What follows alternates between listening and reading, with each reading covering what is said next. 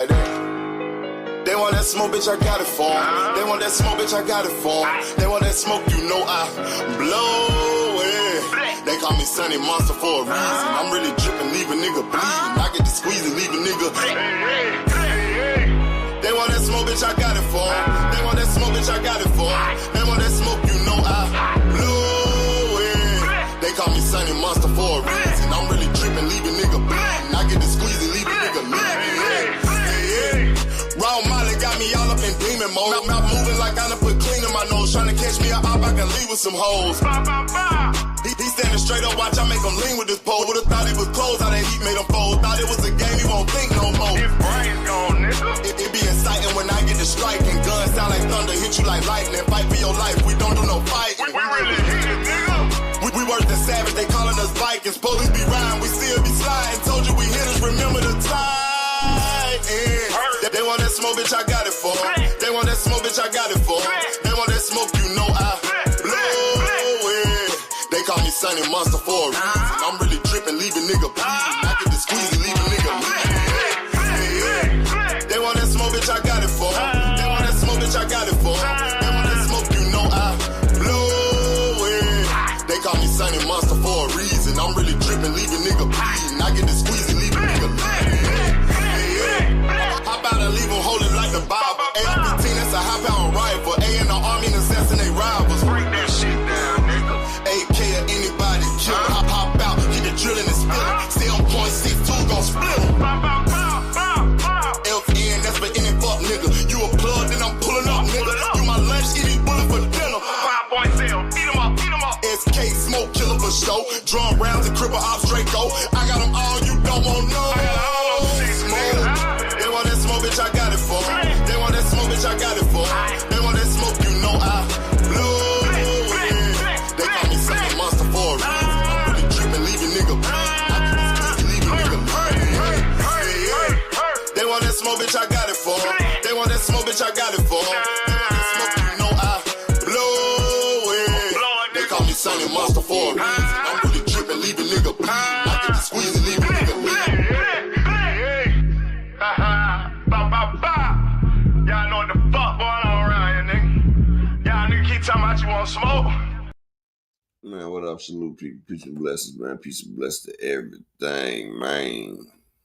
You know what I'm saying? My man, all things, big AFC FSG in the building. Fresh baked with them pies. Shalom to my brother Rod Walker in the building. The OG, the main event, Mr. Thomas Hill in the building. Salute.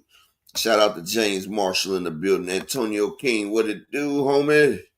Peace and blessings. The legend, his motherfucking self. The man, myth, and motherfucking legend. Crush in the building. Salute. That nigga J.A. Dixon. Yeah, that nigga's a big pink pussy. Dodge J with his Dodge coin in the building. Salute. My nigga Von Wise, what it do? Big AMC FSG slogan, one in the building. Now, usually this nigga full of shit. I really don't like playing this shit. I usually be trolling this shit, but I'm about to play this real quick. Mr. Empire, salute, King. But this is shout out to, well, y'all about to see it. Fuck it. Benavidez boxing would low-key be kind of boring. David is what you call a throwback fighter. He got throwback fighter traits. David represents everything that boxing is supposed to be about. Ring Magazine posted up that David Benavidez has accepted Turkey Al-Ashiki invitation to be flying to Riyadh season to be ringside for the Arthur Beterbiev and Dimitri Bivol rematch on Saturday. David Benavidez is going to step into that ring after the winner gets announced. Mark my words. Oh my God! David Benavidez is everything that Canelo Alvarez fans wish Canelo was. I was born ready.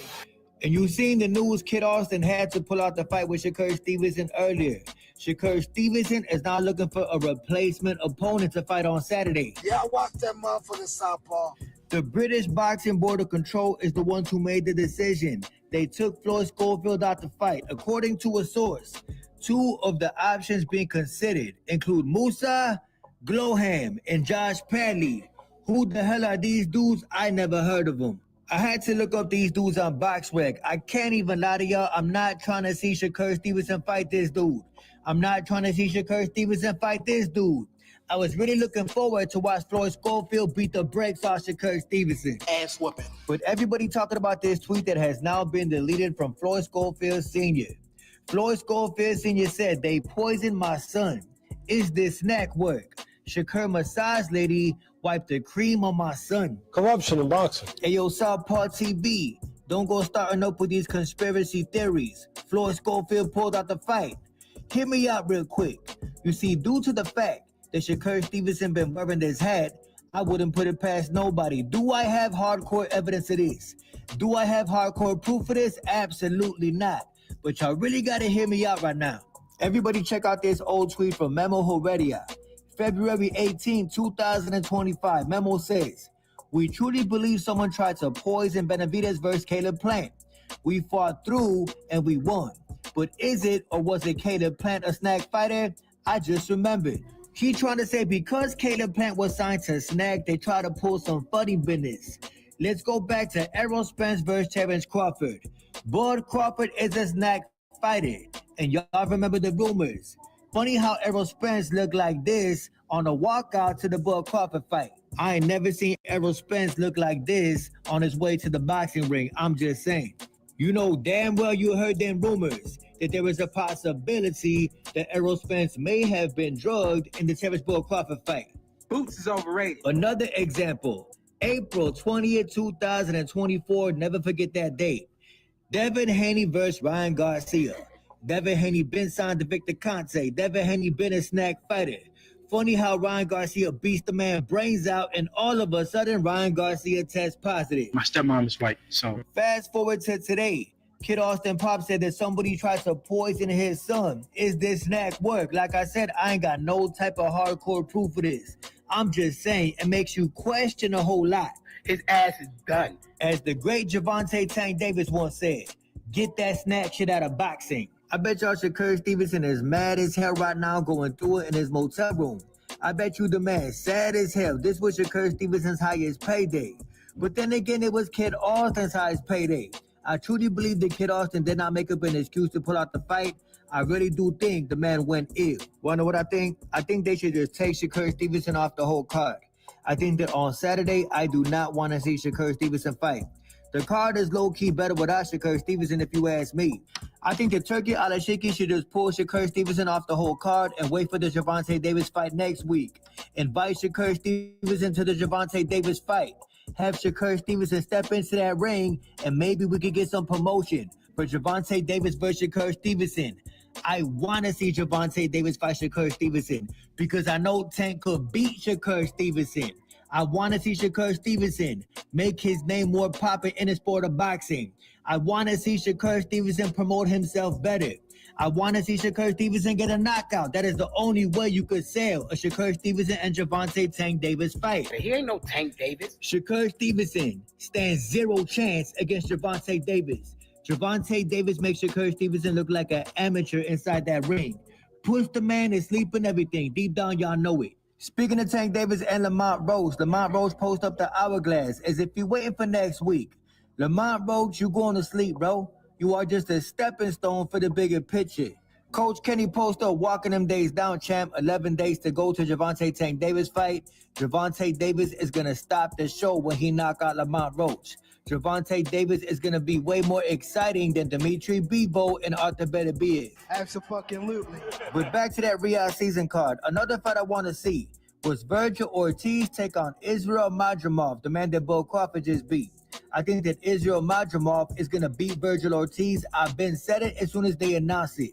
But everybody check out what Israel Madrimov said today. I have the plan, inshallah, for Saturday. Inshallah, show plan when in the ring. You know, suddenly I'm a Virgil Ortiz fan in this fight. Israel Madrimov might win the fight, but I will definitely be rooting for Virgil Ortiz. I have the plan, inshallah. Yeah, based off what the man just said, I am definitely rocking with Virgil Ortiz. Israel Madrimov might win the fight, but I'm hoping and praying that Virgil Ortiz gets the job done. And I definitely believe in Jesus. And y'all know usually I would never agree with something like this, but in this situation, when it comes to Teofimo Lopez and every single one of his fans, I gotta agree with this. Najee from Cigar Talk, shout out to him. Najee say all the top black fighters are sticking together to not give Teofimo Lopez a fight. Loves to see it, gotta get that bag another way.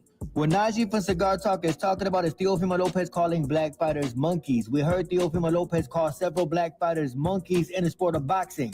Then when you ask him about it, the man stands on what he say. Fuck you, you're a monkey to me right now.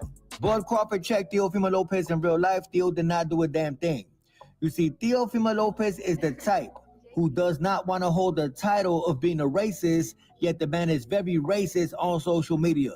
Teofimo Lopez wants to say racial shit, but he does not want to be called a racist. Racism in this motherfucker. I got a right to my opinion, and in my personal opinion, based off everything that Teofimo Lopez be saying and continues to say, I truly believe in my heart that Teofimo Lopez got something against black boxers. Dude, you're a monkey to me right now. Ayo, Theo, if you're trying to market yourself, that is not the way to do it, bro. There's got to be another way to get money other than come off as a very hateful individual. Fuck is you talking about? I can't say that I will ever be a Teofimo Lopez fan. And like I said, Teofimo Lopez fans are a great representation of Theo. Teofimo Lopez fans think just like Theo. He ain't from the trenches. Gervonta Davis said he would fight Theo, but he does not want Theo to get paid for it. And let's not forget, a few days ago, Teofimo Lopez sent a box of bananas and watermelon to Keyshawn Davis' motel room. Boots is overrated. Boots is overrated. Boots is overrated. Boots is overrated. All right, I just wanted to show that right there because the conspiracy theory with the snack, right? So, motherfucker trying to say maybe snack had something to do with it. Me, honestly, bro, I think Auntie Schofield and his son, they realized they wasn't getting enough money to be on Shakur's resume. I'm just saying that's how I feel about it. Not saying I'm right.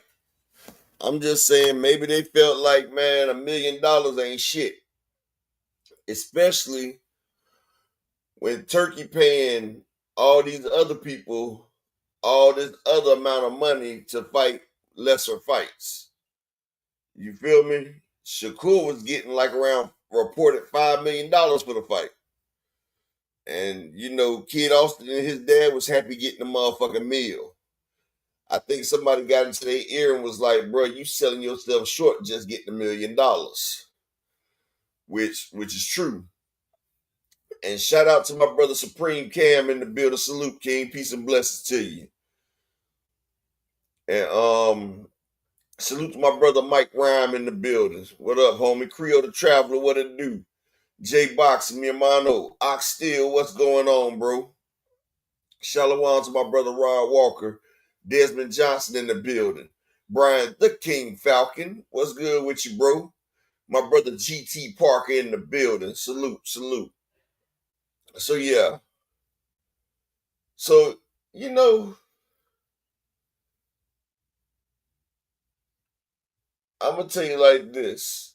Yeah, they said, Fonzby, they said they in Saudi.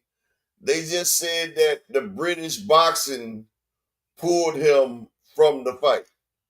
They said they was ready to fight, but they said the British boxing control pulled them from the fight. But, man, I'm going to tell you like this. Kid Austin ain't got to worry about getting another shot, though, for a minute. Man, him and his dad, bro, they got the feds watching. They trafficking goddamn women, heroin, coke, fent, everything, bro. They got illegals crossing the border. They got ICE agents. They got masseuses doing all. Bruh, these motherfuckers are menace to societies. Motherfuckers stealing their passport, destroying their passport, popping their car tires on 4 rentals. Like, bruh, it was like these motherfuckers had 6 stars on Grand Theft Auto the way this shit was going down, bro.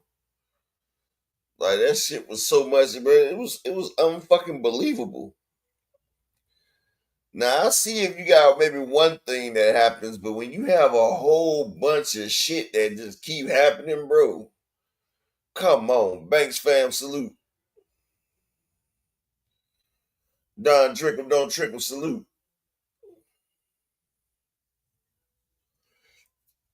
Like, nigga, you got all this shit happening now, eat the salute. Like, bruh, like, nigga, get your 10-4 hat out, bruh. Now, if it may have been one or two things, okay, but he had me when he said they found his passports and they fucked the pass. I'm like, nigga, how motherfucker know your passport at, bro? Like, why they get your passport, not your money? Like, Zulu line, salute, King. Yeah, it's always something. But I've been told y'all, man, Auntie Schofield was on that bullshit. Auntie Schofield was getting high, bruh. That nigga got zooted.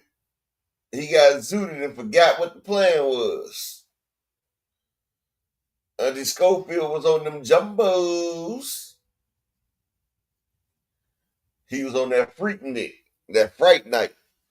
He was on that shit that make your soul burn slow. Salute to the beautiful Queen Rain in the building. All slogan.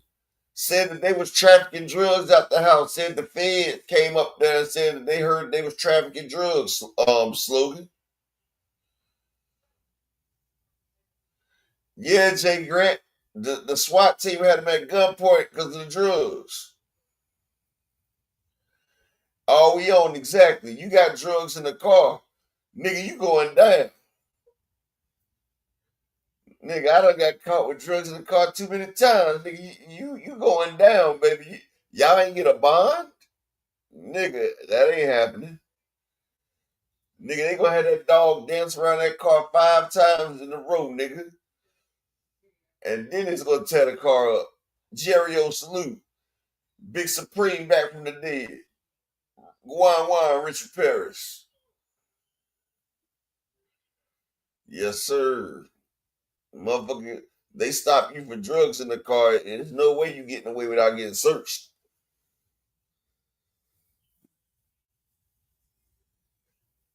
Guan brethren, that Dragon Assassin as well. For all my island youths out here, all the yardies out in the building.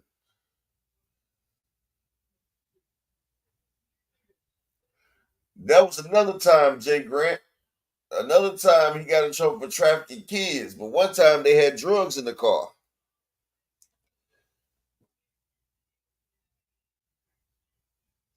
Man, Auntie Schofield was trafficking dildos, man.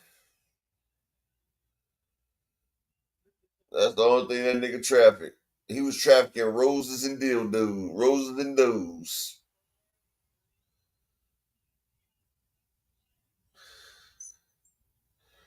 Yeah, bro, but I knew it. I knew it when little kid Austin Jr. was on there talking in the interview and Auntie Schofield was trying to make him a motherfucking egg sandwich. That nigga wouldn't even cook his eggs because he wanted to make sure he was on every set.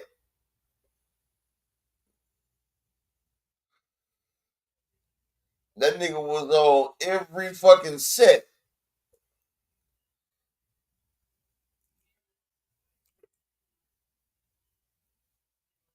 Motherfucker, I be like, look, Auntie Schofield need to make his own YouTube and Instagram and all that shit. That way his son can have his own social media. Imagine sharing your social media with your father. Or sharing it with your child. Like, nigga, make your own shit, dog. Like, damn.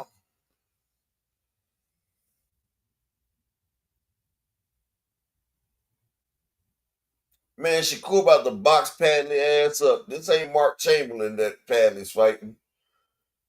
Shakur about to do Padley dirty. Shout out to the beautiful Queen 2-set boxing in the building.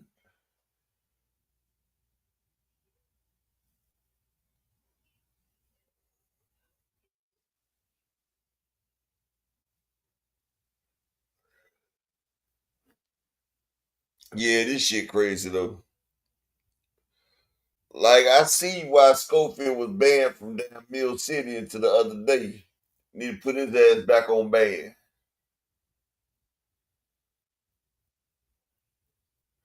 Toss his ass back on band.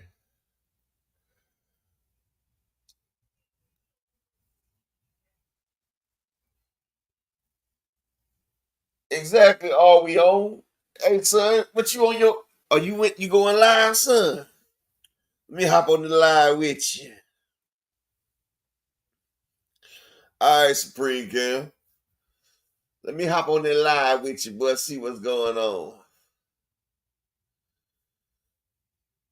That shit be crazy. Like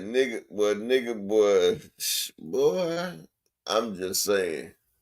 I told everybody last week, I said, man, watch. That I said this Shakur, I said this fight wasn't gonna happen, bro. I knew this fight wasn't gonna happen. I thought Shakur might have been the one that pulled out, but I said this fight wasn't gonna happen. And boy, that shit was funny.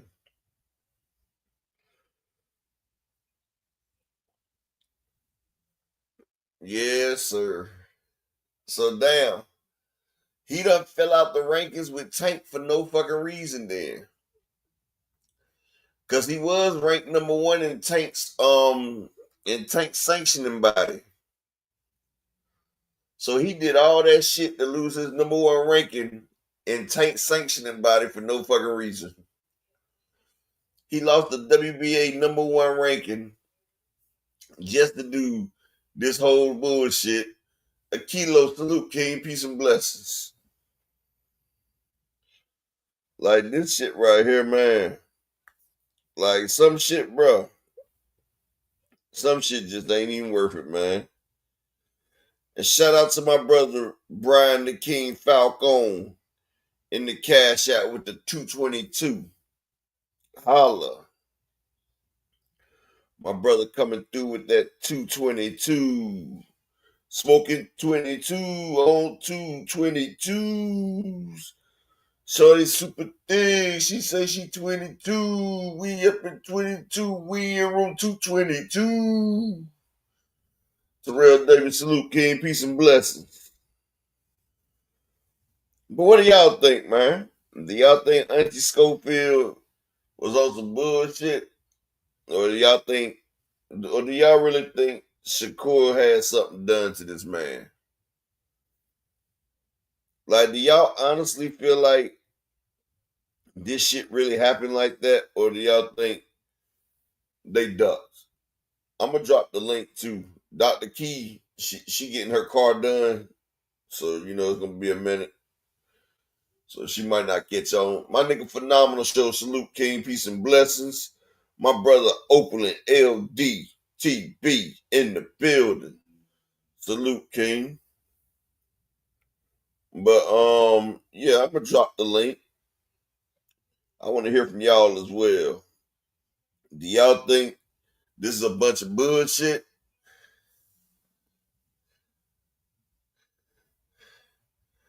Hey, Phenomenal. I said that shit. I said that shit was some bullshit.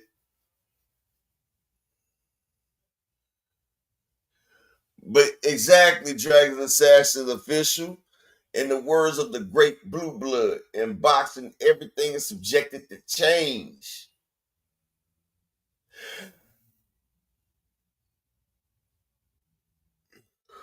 Everything is subjected to change.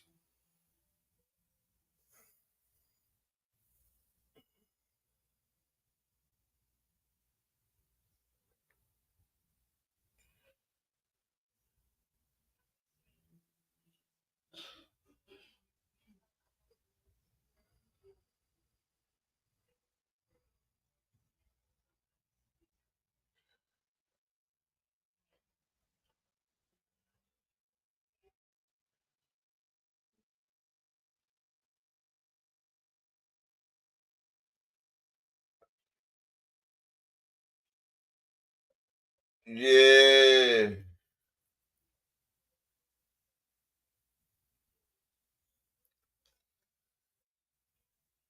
Hey, Big Supreme, I see that. I think It might be real. I don't know. I'm about to pull it up for everybody, right?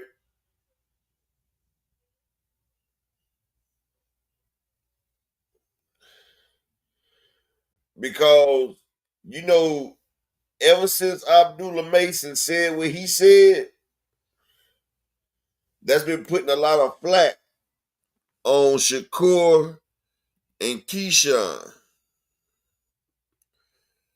You feel me? So a lot of people, it's like, damn, like these niggas scared to fight each other, and they're not even really brothers. And so, you know, plus, you know, Shakur, he can't stand motherfuckers getting motherfucking shine over him, bro.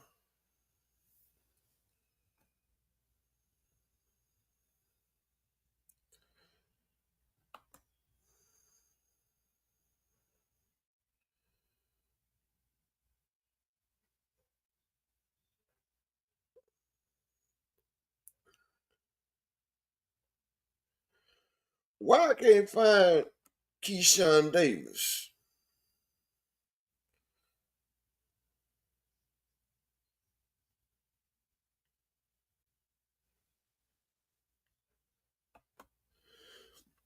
Why I can't find Keyshawn Davis' Twitter page?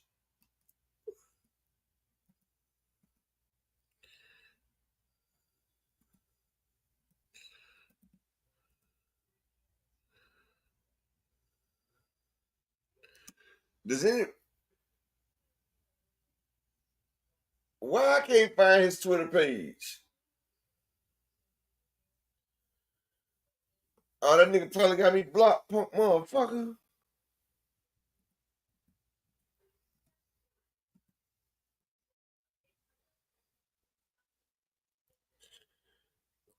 I can't see it. I'm trying to. I just tried to, bro. Let me pull up pound for pound shit then. Hold up.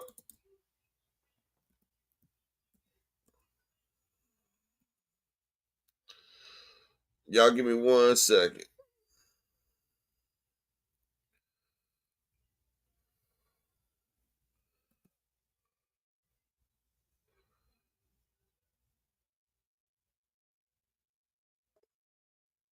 Pound for our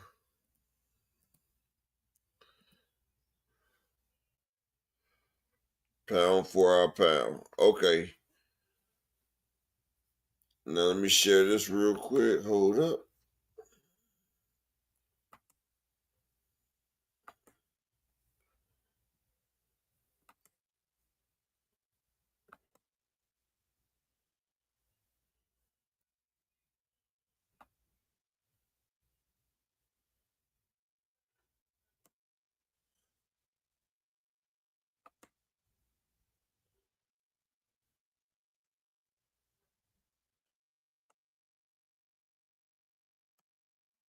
Okay. Let's see this, y'all. Hold up. I think we got some smoke and fire.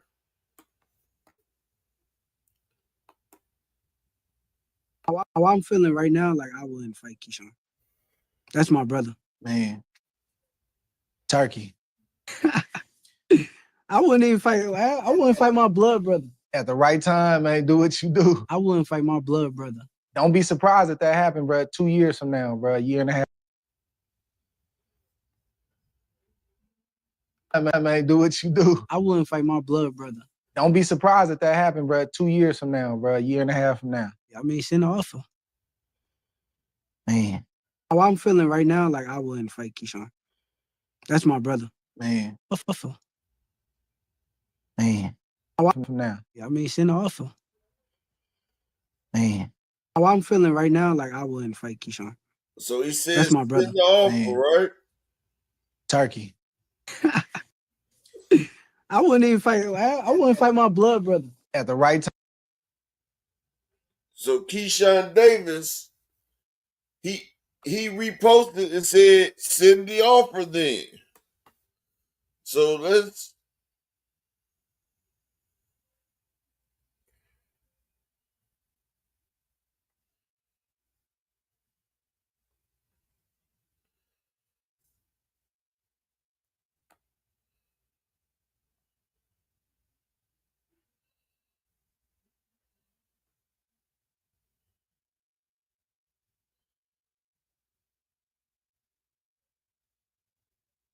There they go dick holding each other. I'm proud of you, champ. Niggas don't understand what it took to get here. Shalom to my brother, Mr. Altruistic, Kevin House, salute, King, Andy Gill, what it do? Yeah, see, a lot of times it be like that, but it really be one nigga scared and the other nigga just trying to appease that nigga. But as soon as the right, man, these niggas, the way these niggas is, bruh, the right amount of money get offered, all that brother shit gone. Man, and it was funny because Turkey is gonna play their ass, bro. Turkey gonna show them, man. Turkey gonna play the fuck out them boys, man. He gonna show y'all, look, y'all dance to my tunes.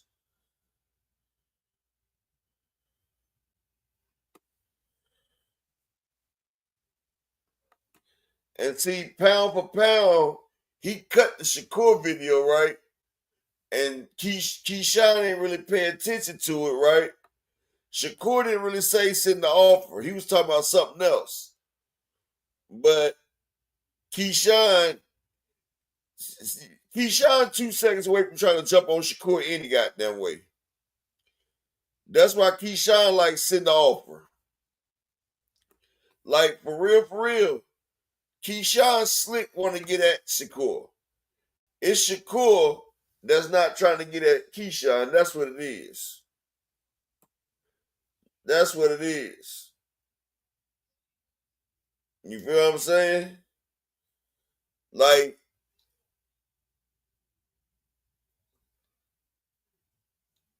that nigga pound for pound just sent Shakur ass. I mean, that nigga pound for pound basically cut the Shakur interview up. And see, Keyshawn, the nigga don't think past go. He don't realize that the nigga just cut that video up and Keyshawn talking about sending the offer.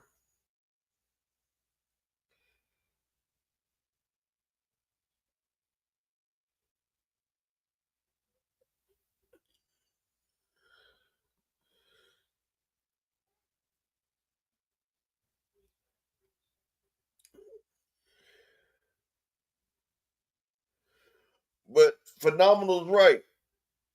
This the guy that beat Mark Chamberlain that Shakur about to fight.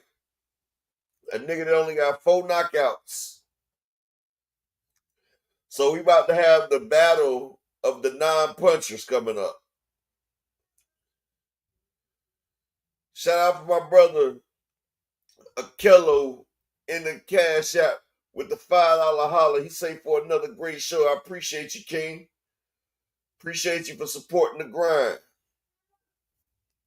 And with that being said, I just need 3 more people to support the grind for the day, and we good. But see, this right here, see, they wanted Mark Chamberlain to get in there. They was trying to schedule Mark Chamberlain to get in there with Tank. But Mark Chamberlain, he got took out by Padley. Got took out by Padley. So now Padley right there, they got to get him in the mix. Like, it's like they're trying to put a light on a whole bunch of boxes that not even about that shit. And see, Shakur about to be in there with a nigga that can't hurt him. So it might be a skillful match there. Because neither one of them could hurt each other. Like, Shakur ain't had a knockout since Yoshino, and that was a damn Emmanuel Carter, Big Coach Nation in the building. The beautiful Queen Ashton coming out the corner. What's up in that corner? And I dropped the link. Anybody want to hop up here too? All things. If Padley pulls the upset, then that means Shakur been all flabbergasted this whole time. I'm taking this Padley and Shakur fight over the 10.5 rounds. I'm taking it over.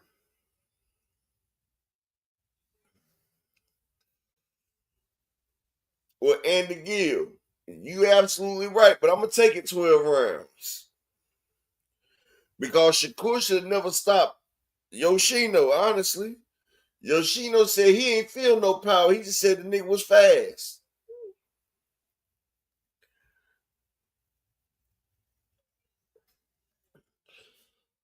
Like, that nigga can't even grip his wood.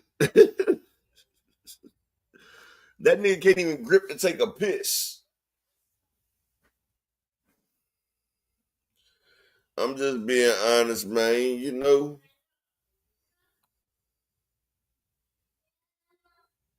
But yeah, this shit crazy. I ain't never seen no shit like this. Like, this card, like,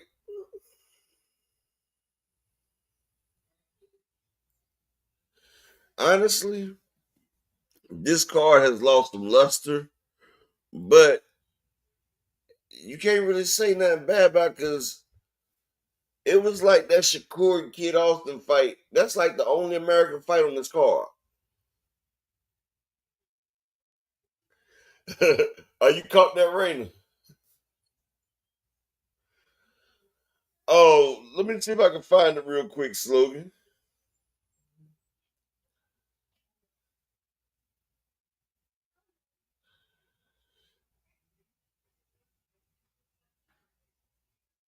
Exactly, phenomenal.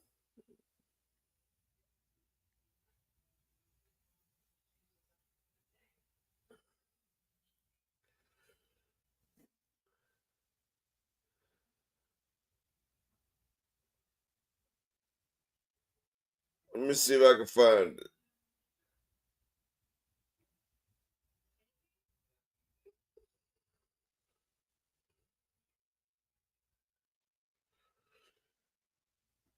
All right, I'm about to pull it up for y'all right now.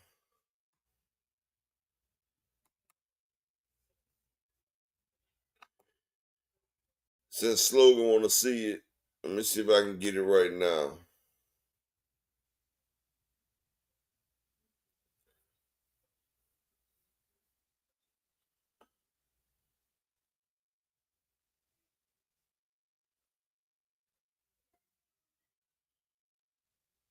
All right, hold on.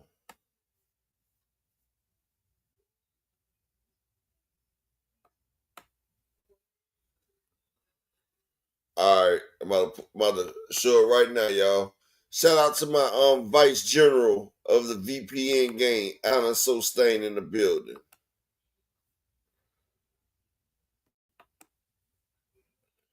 Here we go, y'all.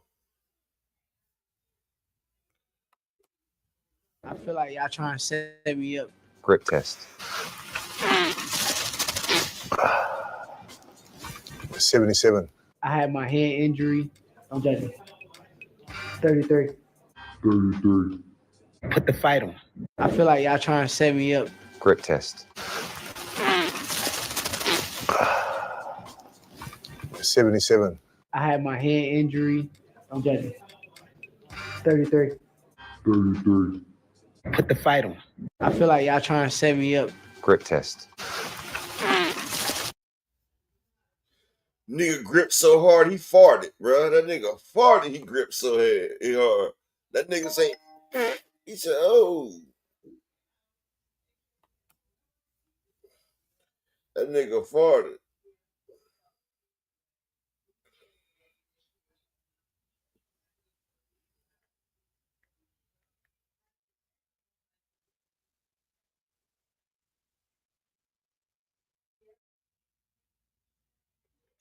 That nigga sat there and farted. Y'all hear that shit? Mr. Box Fanatic, salute. I told you that nigga couldn't even grip his wood, man. That nigga couldn't even grip his meat.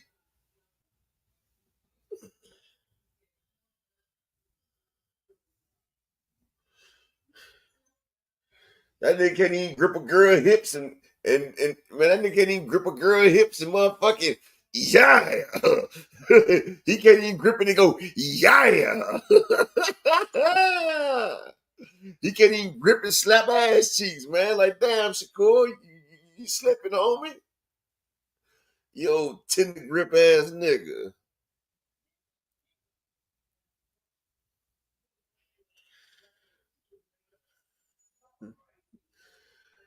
Ashley, he didn't use the left hand because that shit would have said 12.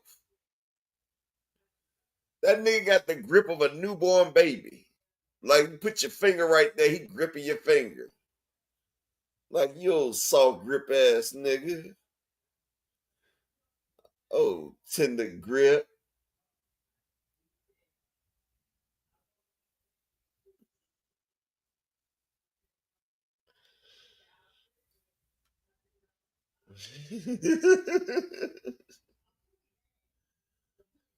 Let me see what the hell a killer got going on, man. Oh, tender grip over this nigga, man.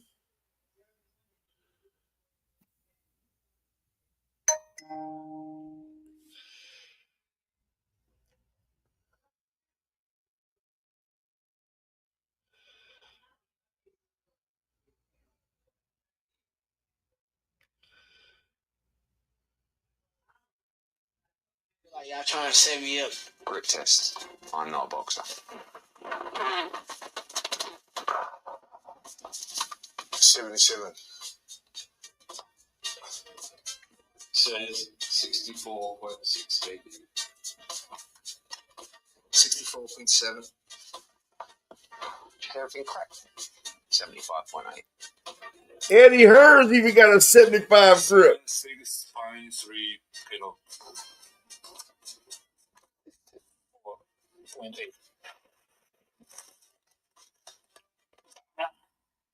It's not one. Okay, don't let. See 9.2. I had my head injury. Okay. 33.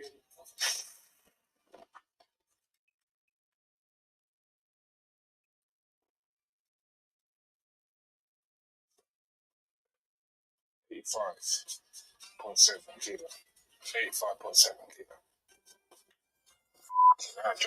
I feel like y'all trying to set me up. Grip test. Yeah, that shit crazy.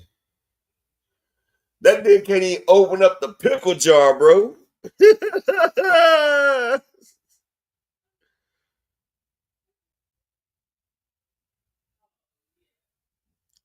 Man, that nigga girlfriend gotta open up the pickle jar for that nigga, dog. Like, that shit crazy. Like, man.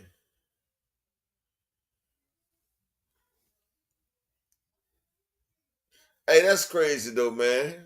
Like, damn. Nigga, he trying to make some tuna salad. And he can't even he can't even motherfucking pop open the goddamn motherfucking relish.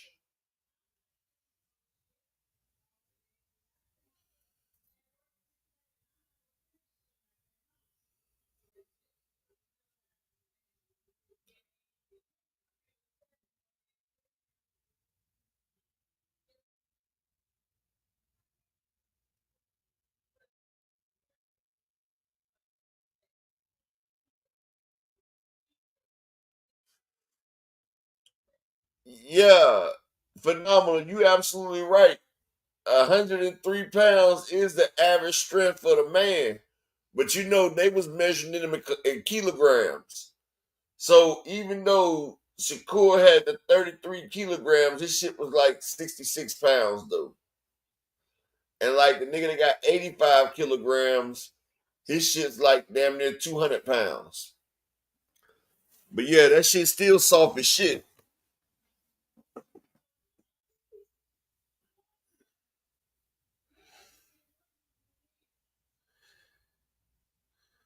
That nigga can't even motherfucking open up a Sprite.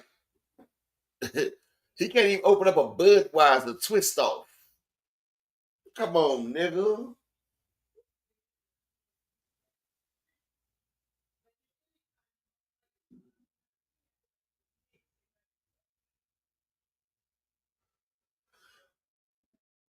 Like I told y'all the other day. I just told y'all earlier. I said that nigga can't even grip his wood right, man. I told y'all he can't even grip his wood right, man. I'm telling you.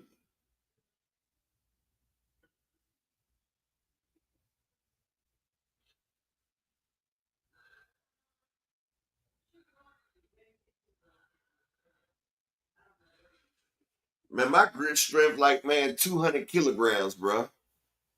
Like, I'm not even gonna lie. In my mind, my grip strength like 200 kilos. Like, come on, man. I know that's pretty much a goddamn lie, but in my mind it is. But yeah, honestly, Shakur don't even realize it. Like, y'all, this is what's so fucked up. They be having our people making our people look stupid. They make our people look stupid as fuck, right? And our people don't even realize it. Like they got Bud out here looking stupid, and he don't realize it. They got Shakur looking stupid. He don't realize it. They had Devin out here looking stupid. He don't realize it. Like motherfuckers don't realize it. Like them Arabs really don't like black people. I hate to say it, but most of them Saudis, they don't like black people. They honestly don't like black people being Muslim. I'm just being real. You feel what I'm saying? And if you know the history behind it, right? You know, we're Israelites, but I'm not about to go through that. But like they really like to put black people out. That's why when you see the news, you see they always put the black people that act the fool, the one with the damn lollipops in their head, like the ghetto motherfuckers. They never show you the classy black people on those things, bro. Like they always show you the wild and act wild motherfuckers, bro. And like they love making these niggas like house niggas, bro. Don't mess with Texas salute.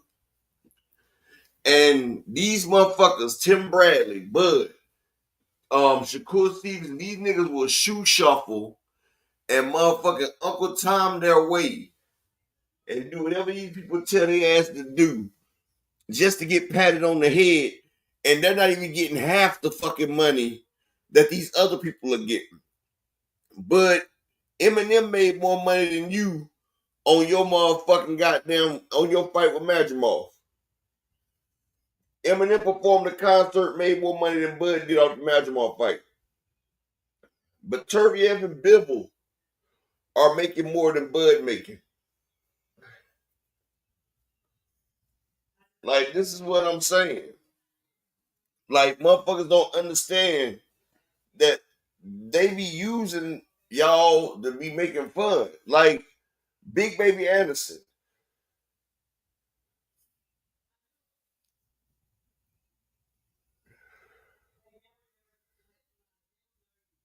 Like, Big Baby Anderson. Motherfucker didn't realize that, nigga, he brought you over there to get your ass whooped. He brought you over there to get your ass whooped. And mission was completed.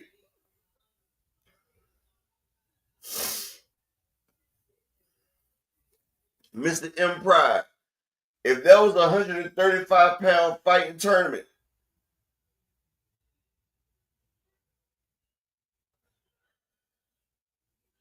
if that was a 135 fight tournament in it, Mr. M Pride, honestly, it would have to have Tank Davis, Shakur Stevenson, Keyshawn Davis, and Lomachenko will be the 4 people that have to be in it because they are the champions.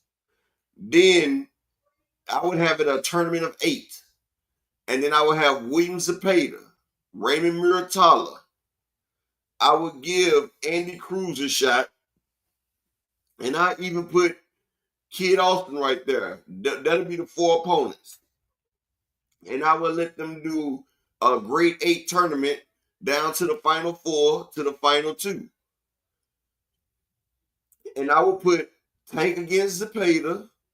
I'll put Keyshawn against Andy Cruz. I will let Kid Austin go against motherfucking Shakur. And I will let Lomachenko go against Muratalla. Right? And I have the winner of Lomachenko and Muratalla, who I think will be Loma, go against Tank. And I have the winner between Andy Cruz and Keyshawn go against the winner of Kid Austin and Shakur. So if Keyshawn and Shakur win, they fight each other. Or if Andy Cruz beats Keyshawn for the 5th time, then he goes against against Shakur. But the winner of Keyshawn and Shakur's division goes against Tank because Tank stops Loma. And that would be the tournament I would do for 135. I would have a grade 8 tournament. The 4 champions and the 4 top tenders. And I feel like Tank will win it all because I feel like he's the more complete out of all of those fighters.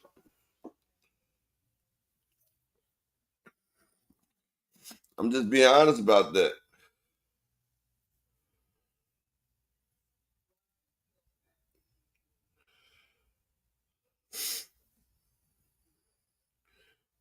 My man, World Combat Sports, salute, King, peace and blessings. If you do a tournament, you got to have the champs in the tournament. And then I got to have the top people in their divisions. Or at least the best talents. But if, say like I did a 16, I would also like to see a tournament with Abdullah Mason in it. Like, if Abdullah Mason had about 3 or 4 more fights, I would put him in that shit too, though, really. I would really love to see Abdullah Mason and Keyshawn Davis fight.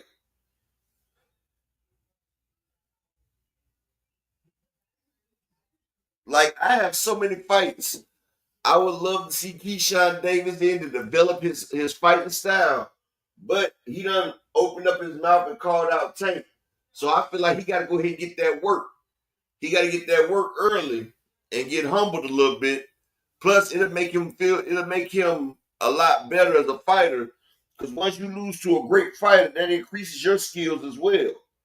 And like I said, just because a fighter has one loss, it doesn't diminish them as a fighter.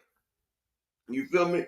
I don't feel like fighters that have a loss are any less than undefeated fighters because, like, you can have a fighter with a loss that went against a top-tier opponent. Like, hell, Canelo was ranked number 1 for years, and Floyd dismantled that nigga. It's just because the tier of opponent that he went against was far superior to anything that was out right now. You feel me? So, yeah.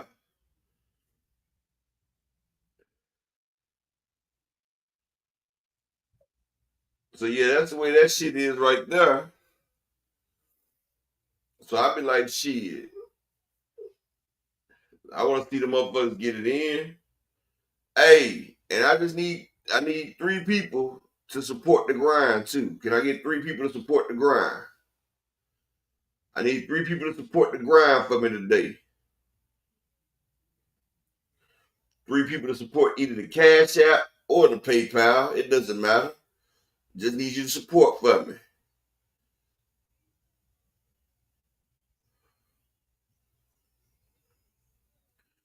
Give me 1 second.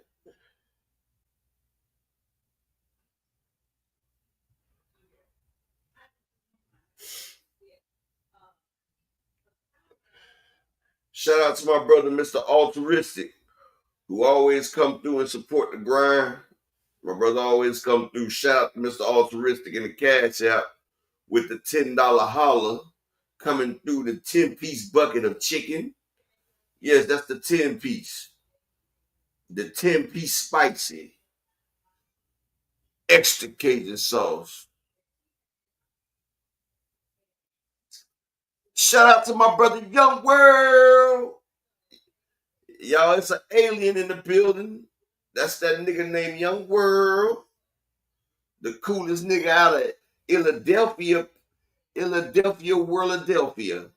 And y'all talk about Worldadelphia. What the hell is Worldadelphia? That means everywhere, nigga. Young World is everywhere he's at because it's his world. That's a Young World right there. If y'all not subscribed to Young World, y'all missing out on some sultry songs, bruh. Young World gets it popping. If you like the party next door, you need to go holler at Young World and see what he has in store. Shout out to my brother Young World in the building. Salute. That nigga crazy with it. Young World, hope everything well with you, my brother. But yeah.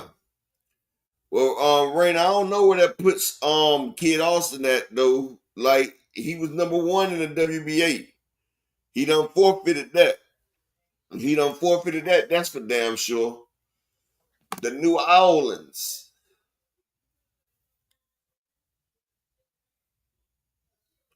Hey, New Orleans. Honestly, I'm gonna tell you what I think. I think if they didn't do that bullshit, like it's fucked up the way the British boxing board does. They make you make weight twice, and it's hard. People don't understand when you have to make weight. It's hard to make weight and then rehydrate back. But see, British people, they want you to make weight on Wednesday.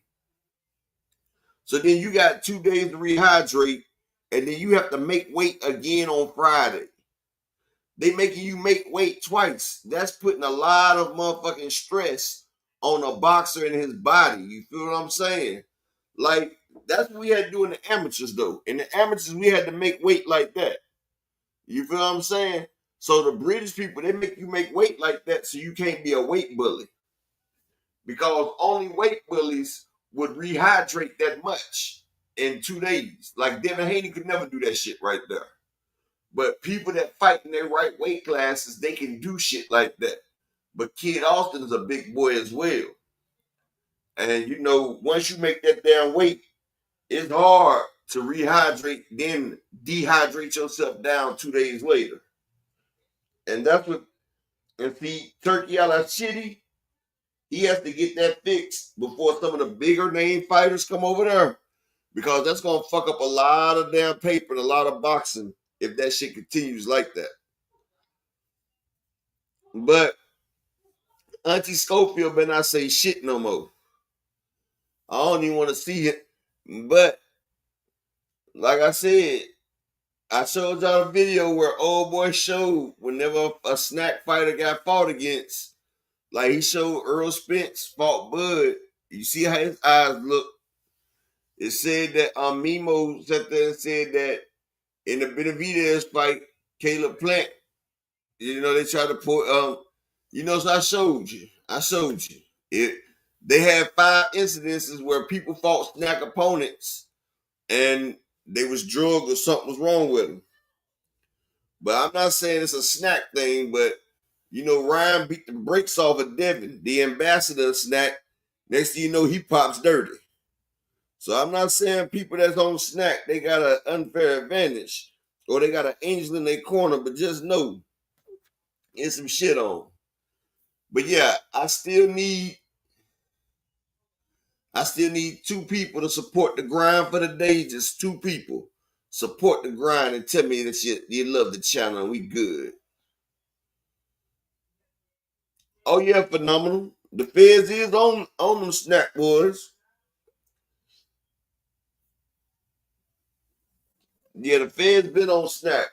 Especially with Victor Conte. The feds keep a damn a thing on Victor Conte ass, but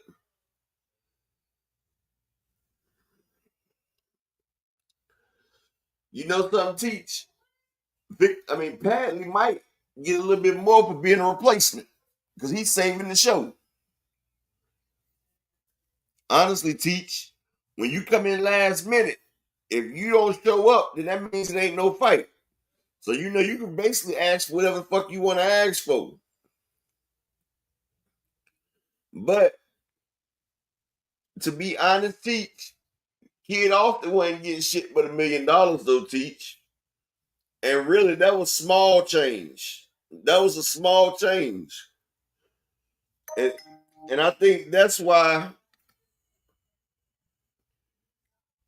And I think that's why they pulled out the fight.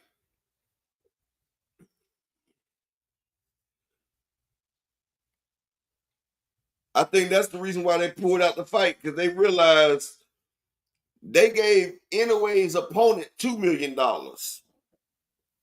Inoue opponent got $2 million. Shakur opponent only getting $1 million. Like, just do salute, King. Peace and blessings to you, my brother. But I think that's what it is, though. Because Shakur was set to make his biggest payday as well. But if y'all listen to what I'm saying, when it comes to our people, they give us the scraps and expect us to be happy with it. You feel what I'm saying? Like, they not even giving Shakur's opponents much money, but look at everybody else on the cards and how much their opponents is getting paid. Like, they're even giving Inouye's opponents $2 million at least. Now, Shakur, a 3-division champion, y'all say he's the man, and y'all barely giving. This supposed to be a huge fight between him and Kid, but y'all barely giving that man $1 million. Like, y'all not sweetening up the pot. Like, you want the name on the resume, Turkey, you say you got the money. You say you want the money, you got the money, Turkey, to pay a motherfucker more than $1 million. And Auntie Schofield, I don't want to hear you say shit. What up, Ronnie Bravo? In the building. CJ Ronnie Ross in the building. Ross. Yeah. But Auntie Schofield, man, you gave me more conspiracies than a motherfucking. Like I said, Auntie Schofield had more excuses than a nigga that busted in less than a minute. Oh, girl, you had me excited. Or I couldn't do this. Or, nigga, you had more excuses than a nigga that popped off in under a minute, buddy. Too many excuses. I said, don't ask. I say, don't ask any questions. Yeah. But actually, to be honest, and I'm just going to be honest, Kid Austin had a puncher's chance. Like, he could have came in there strong and tried to force Shakur into a firefight. And with him having the powerful, supposed to be power, if he didn't smother his punches, he could have gave Shakur a run for his money at least. But now, Shakur's about to be in there with Padley. Padley's the guy that beat Mark Chamberlain. So, we about to see how good Shakur is, honestly, because this is going to be a game of high-speed chess where it's going to be the sweet science is going to be on display. This is the type of fight where Shakur has to excel. He has to show that he can outbox a boxer. He's got to outbox a boxer and do it in a spectacular way. Because Padley did beat the undefeated Mark Chamberlain. He outboxed him.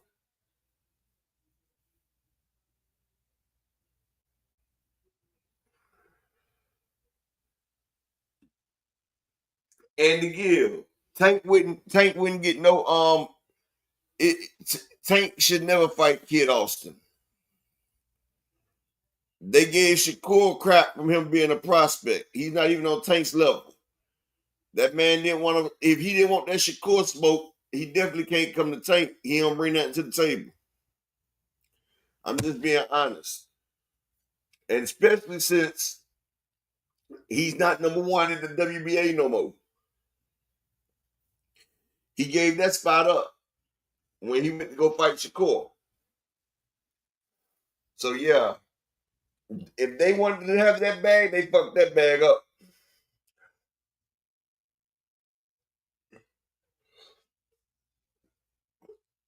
Yeah. And what's crazy, I think this fight might go 12 rounds down Ethan because Mark Chamberlain was 16-0 with 12 knockouts. Mark Chamberlain couldn't get this man up out of here.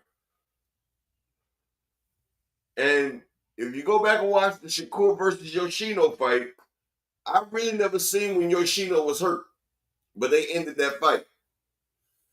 I don't think they're going to stop it this time. The only fight I really seen Shakur hurt somebody was the Jamil Herring fight. Now that I'm thinking about it.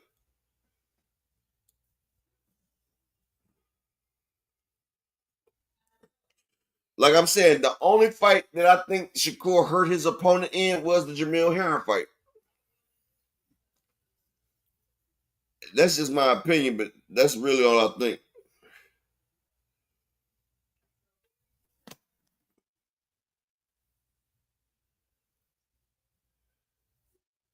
Well, you know, 2 Cent, that can't be an excuse because in the amateurs, we never know who our opponent is going to be. And, you know, we expected to get in there and go to work. Like in the amateurs, it's about showing your superiority. And if you're such an elite boxer, it doesn't matter who your opponent is. You're supposed to be able to exert your will and force your dominance on anybody. That's the part of being a dominant boxer. So yeah, they can't use that one. That motherfucking that line right there ain't gonna go. But again, I need 2 people left to support the grind for the day. Can I get 2 people, either the Cash App or the PayPal, support the grind and show your boy up that you supporting the grind in here. And I appreciate you. Support the grind. Cash App or PayPal. Yeah, like Tank and Pitbull. Tank beat that man, and you know, he ain't get no, you know what I'm saying?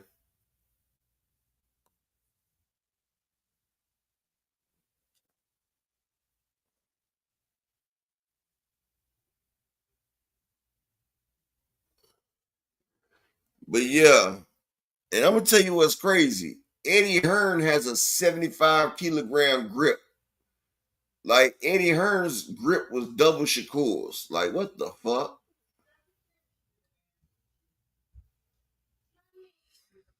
Oh, Floyd Schofield, he be all right. Oscar De La Hoya gonna keep giving them Golden Boy fighters.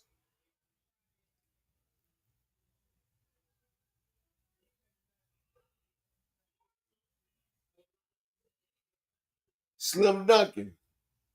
When had Shakur fought somebody elite? Slim Duncan. And Slim Duncan. Tank fought Ryan Garcia.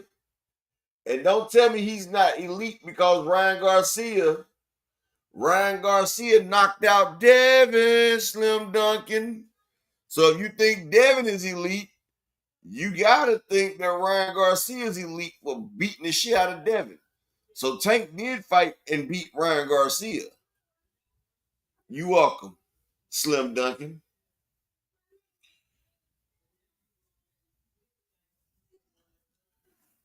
He beat the one that beat your favorite fighter.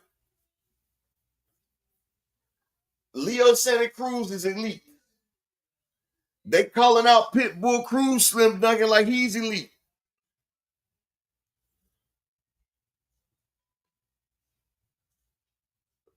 People be killing me with that shit.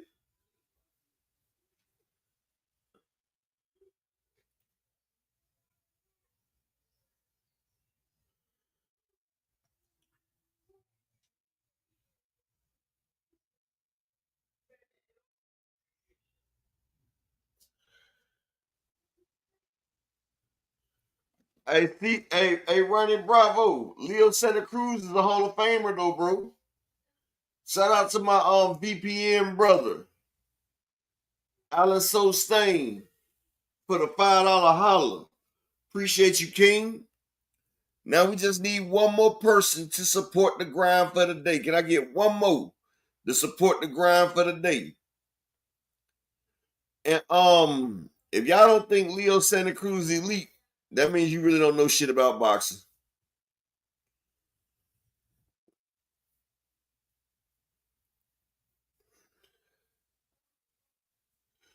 Nah, don't mess with Texas. Let him live. Don't mess with Texas. Let him live.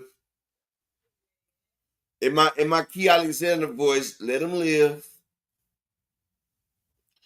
But you said that the Tank narrative, he let the fans down. All Tank said was, if they wanted me to fight over there, they had to pay me.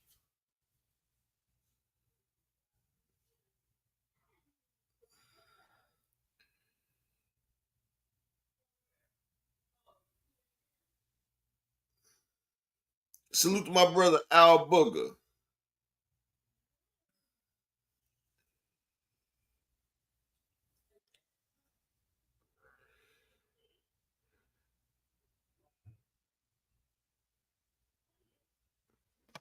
You want me to tell you what? Y'all want me to tell y'all what's crazy?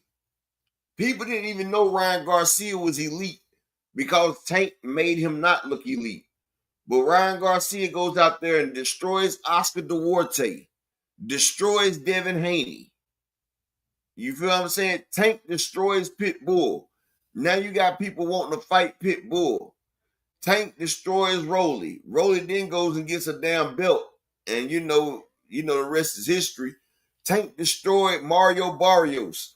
Mario Barrios went 12 rounds with Keith Thurman, then ended up getting the intern belt, then ended up stopping Ugas and getting the damn, he's the champion now. So, a lot of people, Tank has beat a lot of people.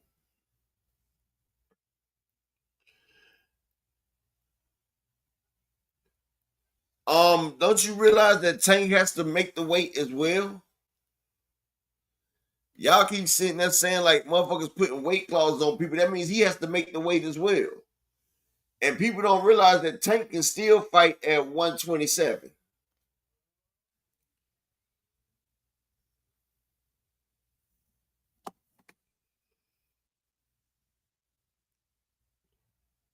Like, everybody be wanting Tank to go all the way up to these different weight classes when he's a 127-pound fighter.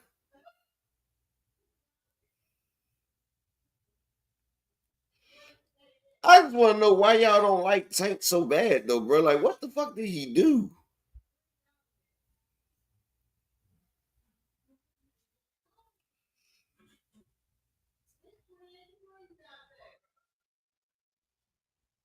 Like, what did Tank do to make y'all?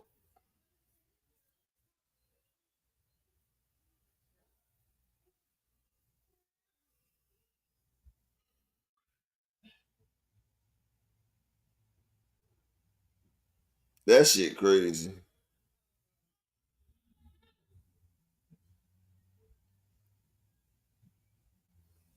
But you know something? That's how you could tell. That's how you could tell when you made it. When the fans start, when you get all these extra haters, that's when you know you've done your shit. And shout out to my brother Just Do Boxing in the cash out with the $3. Make them say holla. Appreciate you, fam. Supporting the grind. But that's how you know you've made it. When people start hating you, that's how you know you've made it. Floyd, he kept getting all the hate. And he was getting that money. Earl, he was getting all the hate. Tank getting all the hate. Like, motherfuckers was hating on Earl, and Earl was fighting everybody that we wanted him to fight, and people were still saying Earl was ducking when Terrence Crawford was actively ducking the man while Earl was actively getting all the belts. People were still making it seem like Earl Spence was fucking ducking. That's when I knew that these fans don't know shit about boxing. Floyd fought more than twice more than champions than anybody else in the history of boxing, and they said that Floyd was ducking. So now I understand that motherfuckers don't know shit about boxing. They just push a narrative. Now, when a motherfucker say Floyd Mayweather is actively ducking, a man that's done fought more champions than the next. Ronnie Bravo, you a goddamn lie if you said Earl didn't get no hate, my nigga. Kentrell, Salute King, Earl was getting all types of fucking hate, dude. Are you serious? Nigga, they hated on Earl and was telling Earl that he needed to give Bud 50-50. They was telling Earl Spence, a man who made 8 figures in his fight, the motherfucker that was making 10 plus million a fight, to give Bud Crawford 50-50, a nigga who couldn't even do a successful pay-per-view. Bud did 4 pay-per-views that wasn't successful. Earl was the clear A side, and motherfuckers telling Earl he's a coward if he don't get a man 50-50 and let that nigga get a coin toss. Nigga, shut. So see, Ronnie Bravo, you on some dumb shit, you think, and they said Earl was ducking Crawford for all the years when Crawford was the one actively ducking. So we're not gonna do that, Ronnie. We're not gonna act like it. Y'all niggas actively hate the good fighters, and then y'all get mad at the shit. Kamal, I salute, King. Peace and blessings. Exactly, Kamal. They hate Tank. You got Bud who's trying to fight at 168. This nigga even hating on Tank. You got niggas hating on Tank like, Bud, you mad the nigga made more money than you. That's all that shit was. And he called you out about it. Like, you got everybody mad that Tank is getting the bag. Niggas is hating that much. And I'm about to drop the link. Anybody got something to say, they can come here and say it. Kamal, if you want to come say something, brother, you can definitely say it. I know Kamal got something to say. You can definitely say it.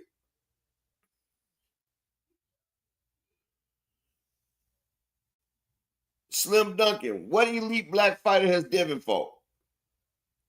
Tank did. Y'all was saying Frank Martin was elite until motherfucking Frank Martin got put to sleep.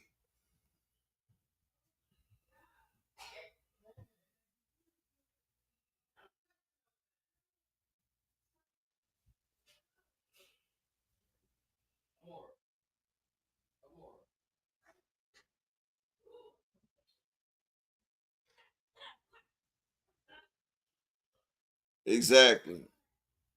I thought it. They always team up and hate on the cash cow.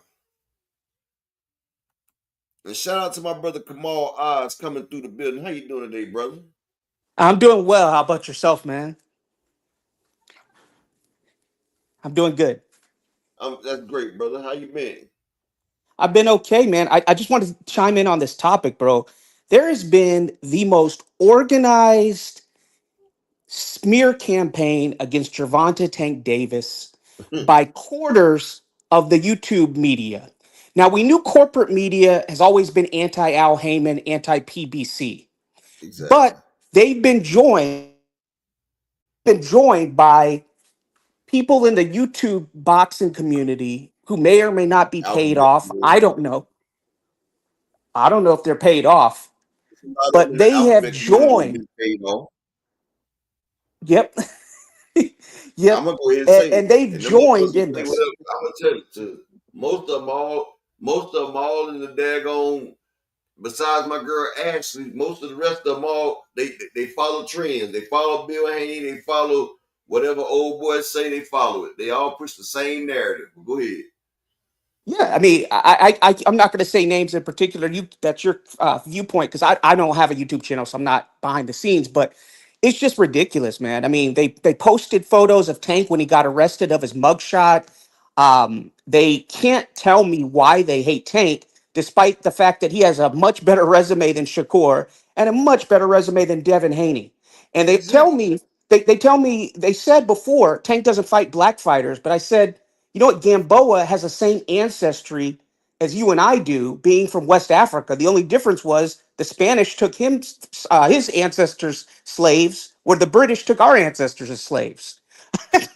I mean, so and then he fights Frank Martin, and everybody was so excited for Frank to fight Shakur, and everybody was like, "Wow, it was a 50-50 fight." And then we saw that Top Rank sent Frank a poison pill contract where what they told him verbally was not what they were giving him. And then Shakur tried to sun him and act like he was some star and say, "You're not the draw. You're not." Well, Shakur, you're not a draw, man. People don't want to see you Shakur gonna get auditioning to 5 million. be in cool runnings with a Jamaican bobsledding team. Shakur They gonna don't. get They don't want to see that. Shakur was getting 4 to 5 million. Frank was getting 1 million. Frank Martin Exactly. was Tank Davis, and Frank Martin cleared 8 figures. He was the Exactly. best thing in his life. The man made over 10 million. Fuck everybody. Tank get Exactly. paid. And what are all these black fighters that both Shakur and Haney are fighting? Because in my mind, you guys hated on Frank, you hated on Tank. You said he wasn't fighting African American fighters, and he gave you Frank. And now he's giving you a local rivalry with Lamont Roach, excuse me, and you're still complaining. You mistalked and called Frank a prospect when he was really a contender. And his Earl put him in tough in his last 5 fights, beating up Marinez, Artem, all these guys, and The doped same up. Artem that Shakur just fought. Exactly, exactly, and a doped up little Ali Michelle Rivera. And so that these Haney acts, when Haney lost to a guy that tested positive for Ostarine, they tried to say, oh, it doesn't matter, it doesn't matter. Well, Oscar beat up a puncher in Fernando Vargas that was on steroids, and that was discovered after the fight. Frank beat up little Ali Michelle Rivera, who was on legitimate stuff. That was discovered after the fight. So there's this coordinated smear campaign between a nexus of corporate media and then certain elements of the YouTube boxing community against this man Tank when he has a better resume than all of them. He didn't have to take the easy road like Crawford did or Devin did, where Devin had to fight one guy, one of the worst champions I've ever seen in Yes, Cambosis. ass. Everybody was trying to fight that nigga. Everybody wanted that fight. Devin was just lucky enough to be the man to get the fight. The only reason he got the fight is because Russia invaded Ukraine. And Because, and Tank turned it down because Tank yep, told him drop the belts and I'll fight you. exactly. Exactly. And Russia invaded Ukraine. It was going to be Lomachenko that was going to get that fight because at the time, DAZN said that they were done with Haney. They said that they were overpaying him. And it was around that time that Eddie Hearn had released all his American fighters like Michael Hunter, Tevin Farmer, all those guys. DAZN was.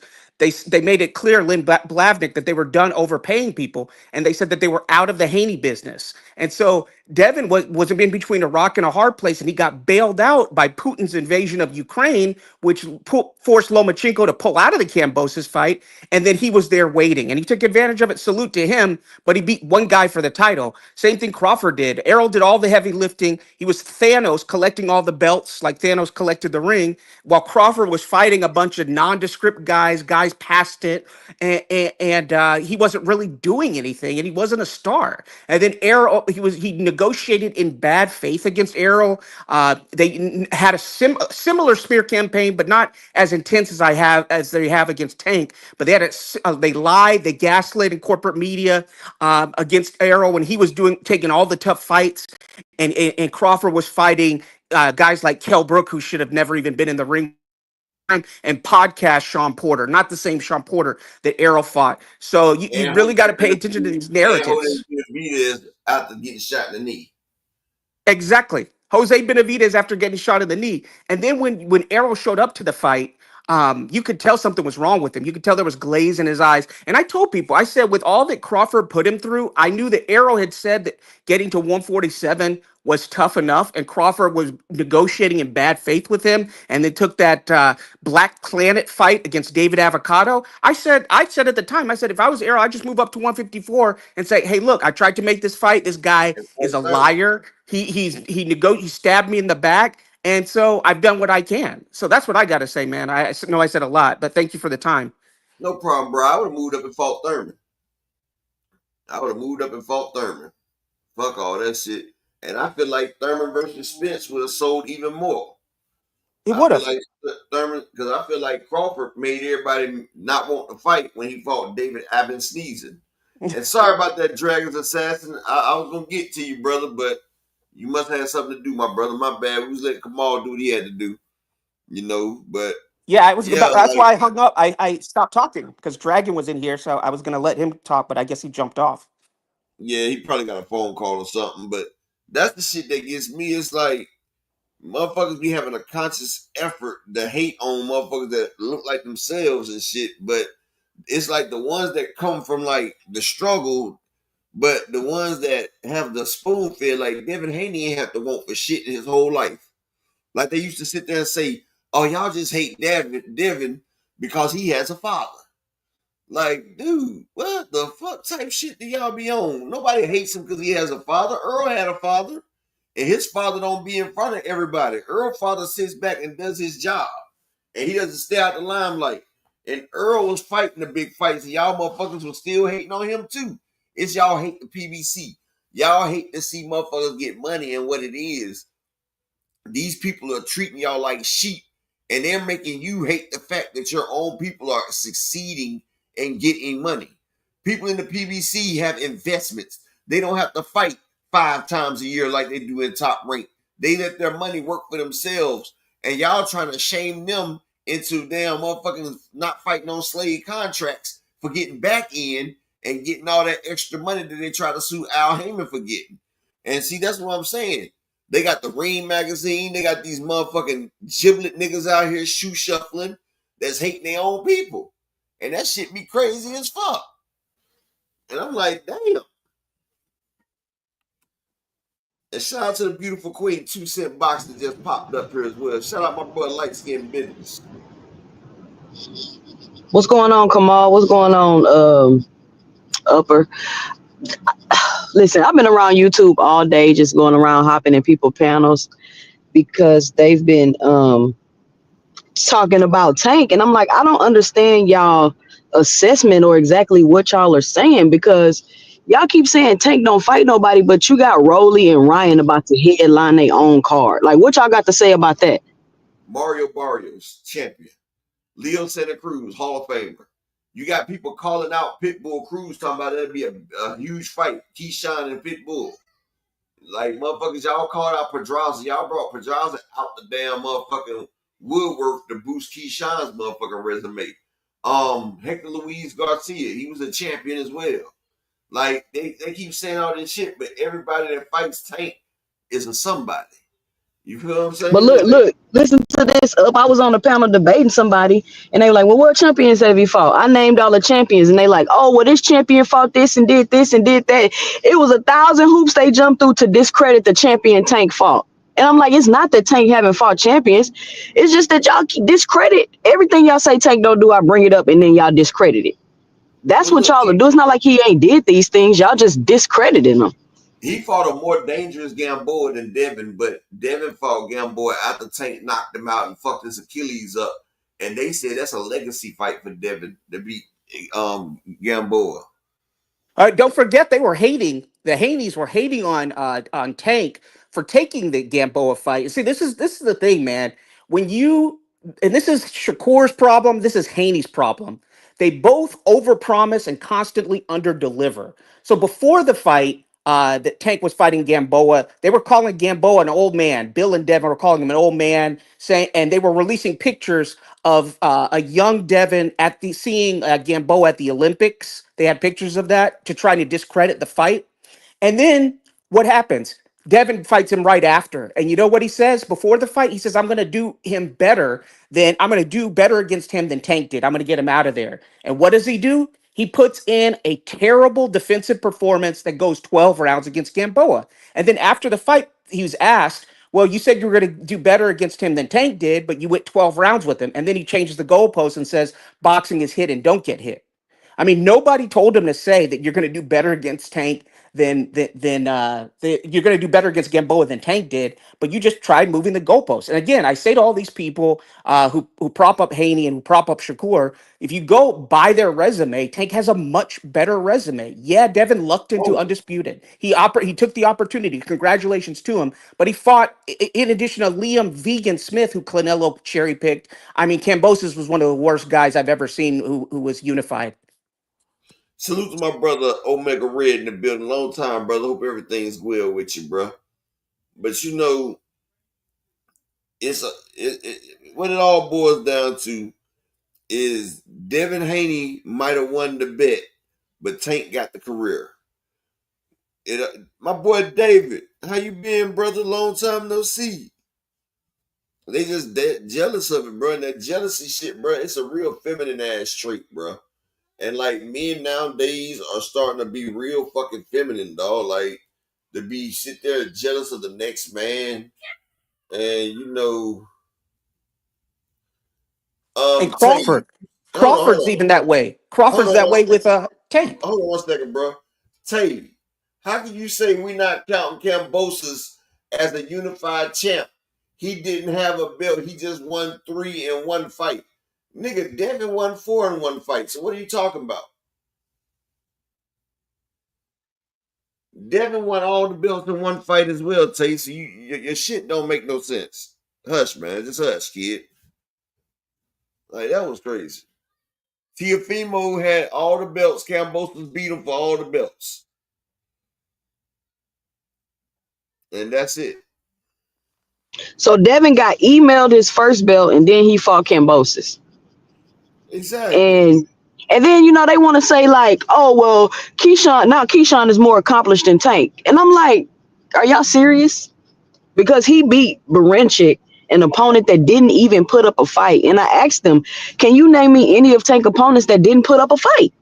Y'all keep saying he don't fight nobody, but you've never seen Tank get in the ring and just walk up to somebody and knock him out.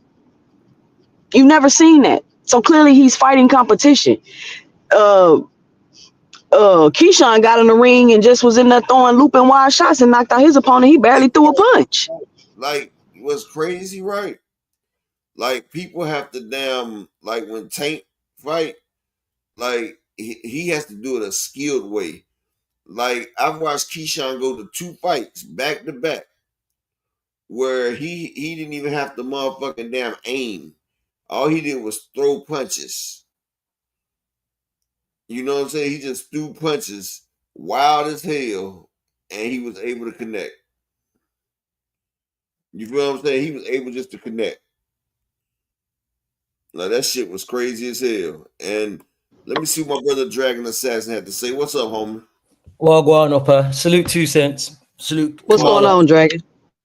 Yeah, I don't have a problem with Shakur or Keyshawn. I think Keyshawn's a good fighter, and I think Shakur's a good fighter. The problem I have is when they're dissing his resume, why is it okay for them to fight the opponents that Gervonta's already beaten?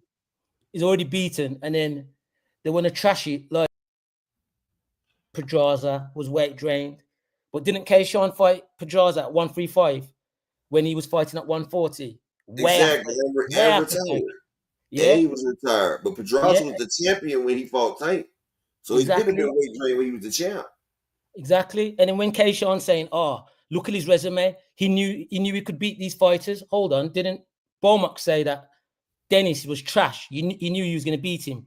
Didn't you ask for Pitbull? It makes no sense. And when they contradict themselves, this is my only issue.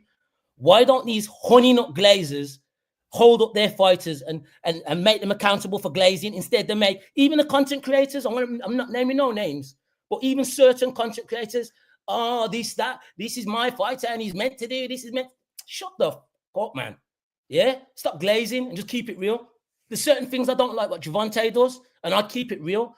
But other people don't do that. But at the end of the day, they're just hating on Gervonta. That's the facts. And to me, a lot of you men, and I'm saying this as a fact, wanna sound like a batty boy, yeah? Yes, sir. Yes, sir. Like, and you know what's diabolical too, is how, this is the point that I was making in that debate that I won that got overturned when I was saying, they were saying, well, they said that the WBC is putting a weight clause on, so he's not gonna be weight drained. But for Terrence Crawford to come out in that interview and say that Tank Davis weight drained Pedraza because it was a weight clause on the fight because of the belt, it's absolutely misleading. It's misleading, and people saying, "Oh, well, he put these weight clauses on all his opponents," when no, he doesn't. And that was the whole point that I was trying to make, and the argument that I flipped and used against them. Because why are y'all saying that? It's weight drain. It's weight drain. He weight drained his opponents. He put a weight clause on everybody. Like, y'all just going around making up stuff that doesn't even make sense. And Terrence Crawford knows better. That's like Kamal Oz was saying. It's a smear like, this is a concerted effort. This is literally a smear campaign. If you look up what a smear campaign is, they hit every dot on the head. Terrence Crawford knows better than to say he weight drained him because the IBF had a clause on there. He know better than that. You know, he made Terrence Crawford look stupid on Twitter. I mean, he made the man look all the way stupid. Nigga started talking money, and Tank just showed his ass up. Like, the nigga hasn't had a successful pay-per-view since the Earl, and that was led by Earl. He had 6 pay-per-views. The only pay-per-view that made money was Earl Spence's, and it was only because of Earl Spence. Like, Terrence Crawford is a never will be. You can't even call him a has-been. Like, the man, if he was promoted properly and he had a better countenance about himself, he could have been marketable. But niggas just don't like you, dog. They just don't like you. Nigga, you said the wrong shit to people, and people hold the grudges, and they don't like you because you kiss the other man ass, but you be up under the you be like, fuck the black man, but you up under the other man ass, though. I'm just saying. Like, and that's the crazy shit about it. When I don't mind fighters talking shit to each other because this is a physical brute sport. And I don't mind content creators talking shit, but let's keep shit facts. Let's keep it 100. And if you going to call somebody a coward, stand on that and make the fucking fight. Don't sit here and use a nigga name when you know you got fights coming up, and then when ain't no fight, you sit there and do what Shakur did and say, look, we're not going to do no Tank fight. Like, I want you to stand on what you talk about, bro. And like I said with Keyshawn, either Shakur or Keyshawn better fight Tank next. Or I'm gonna be mad at Tank because Tank said he got a serious fight. And if he don't at least reach out to try to make the fight with them people, then I'm gonna have a problem with Tank. But you can't force a motherfucker to fight you. But if Tank don't at least make the effort to make the fight, then I'm gonna hold him accountable. But as long as he makes the effort and then they say no, then you know. But Bud knows that Shakur ain't got much longer. And Bud trying to help Shakur get that bag because Bud would never got that bag if it wasn't for Earl. If he Tank is Shakur's Earl. You feel what I'm saying? So Bud is trying to help Shakur secure that Earl Spence bag. Because if not, he's going to be paying Jay Prince and them a whole lot because, you know, Shakur's in a 360 deal. He got to pay Bob and Jay Prince. You feel what I'm saying? He got a lot of hands in his Wait, he still got to pay Bob? Well, now you got to pay Eddie and Jay Prince. Jay Prince extorting that man. You know what I'm saying? That's his manager. You know, his manager gonna get his money. So you know, that's what I'm saying. So Shakur got to get that bag so he can get away. Do you think he's being forced to fight before he's healed? Nah, I didn't think he hurt himself in that goddamn video, man. I showed y'all the video, bro. He went down on top of his hand. How you gonna hurt your hand and then go down on all fours on top of it? Like, But then you see how his hands look though up. They look like they not even healed all the way. My hands swell up bad as hell too, son. Oh, they do? Putting in a lot of work, your hands are gonna swell. I mean, especially when after the tape comes off. Hell, all my fingers are crooked. Like my shit don't never. I guess I ain't been involved in like my boys ain't been boxing long enough. I ain't never seen nothing to look like that. Man, all my fingers are crooked. Like my fingers are turned to the left, to the right. But you was fighting on the street too, though, Up. Huh? But you was fighting in the street too, though. Yeah, but you know, when you fighting, that shit break your hands up. Yeah. Yeah, exactly. Shane Frazier. Shakur found out his girl was fucking and he punched the wall. That's what happened to his hand. And he had to play that shit off in the damn sparring. Or, you know what I'm saying? But the fact that Shakur was fighting Joe Cordina after getting knocked out, like, and they was making, and wasn't nobody complaining about that fight. I'm like, but y'all talking about Tank versus Lamont Roach, but he about to fight a nigga fighting Joe Cordina. No, you know what they said? They said, well, he only fighting Joe Cordina because Tank ain't in the contract. And I'm like, what does Tank have to do with Shakur's opponents? So, because Tank didn't send a contract, Shakur decides to fight somebody that just got knocked out. Why he ain't trying to fight somebody else then? But that's why they let him pass. That's why they gave him a pass. Do you want to hear what's funny? What I'm talking about. Do you want to hear what's funny? Do you know how much people was trying to say, yeah, that Eddie Hearns set him up with a great fighter and it's going to promote Shakur, and was trying to tell me that this guy is going to do amazing stuff for Shakur. And I'm like, nobody even knows him like that in the UK. So what the hell? You know what I mean? But then when Tank's fighting Lamont Roach, it's all complaints and discrediting Tank's resume. I'm sure Tank's the only one that knocks out people and they wake up richer. Exactly. Oh boy. And Crawford's been hating because he's tied to Shakur. You know, and don't forget this. I hear criticism about the PB. Yep. I hear people criticizing the PBC not offering Shakur a 3-fight deal. Why would you? You're gonna lose money on all of his fights. Fans aren't really wanting to see that. In his own hometown, people are leaving, running for the end. In his last fight in his hometown. PBC is gonna match you tough, and no matter what corporate media says or some talking heads on YouTube, they're not going to put you in a bunch of showcase fights like Top Rank does. And notice this, man. Top Rank has this habit, and they do it with all their A sides. When their A sides fight a B side, the A side is active, and the B side is coming off a long layoff. Barinchik's last fight was against Navarrete. But Keyshawn had been active before that because he fought that Argentine guy that gave Africa a tough fight. And they did the same thing. They did the same thing with Nicholas Walters and Lomachenko years ago. They did the same thing with Gamboa and Crawford years ago. That is a top-ranked motto. You put the A side against somebody who's ring rusty, who's been off the shelf and is not prepared to fight. And so they're talking now Keyshawn, but again, the PBC saw how what's the word I'm looking for? How petty and childish Shakur was in the aftermath and during the buildup to the Crawford and Spence fight. Remember, he was complaining about not being his photo not being on the promotional material or on the epilogue. You ain't even part of PBC. He was mad. He was mad because he wasn't on the picture with Crawford on the damn buildup. Like, motherfucker, who are you? He was complaining to Steven Espinoza, and it's like, why would you do business with someone who you're going to lose money on if he's used to getting paid $3+ million a fight? He's not bringing that in the gate and the revenue. Number one, number two, he doesn't have a style to which you can really build the fight. I mean, and number three, he talks more than he actually does. You know, like people say, oh, boxing is hit and don't get hit. I agree. I'm a fan of the sweet science, but don't talk saying you want a war or you're over promising and then you don't really deliver that, man. You just back up and you talk like ain't no African cop gonna beat me when he was talking about Nakathelia, and then you put in a performance where you should be moonlighting for the Kenyan and Ethiopian Olympic marathon teams. I mean, nobody wants to see that, bro. So PBC is not going to offer this guy a 3-fight deal. That's overpaying him. And everything that Tim Smith, remember the interview years ago, Tim Smith said about making Crawford and Spence, and people got angry with Spence. Everything Tim Smith, the VP with PBC, said at the time was true. He said this is not as big of a fight financially as you guys are saying in the media. This is because people are quoting 2 million pay-per-view buys. He said, yeah, but we're going to pay in the PBC. Our business model is to pay what you weigh. We're not going to overpay. And he was right.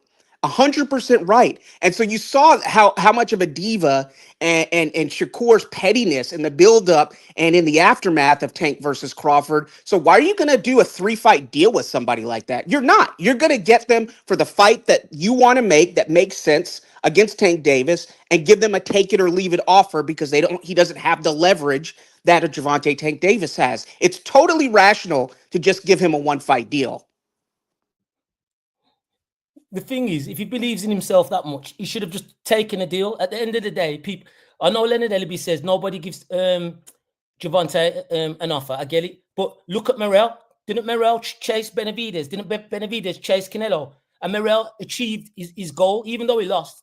He still got the goal. So B-sides or whatever you want to call can still show that they want the bag instead of outpricing themselves and doing stupid moves.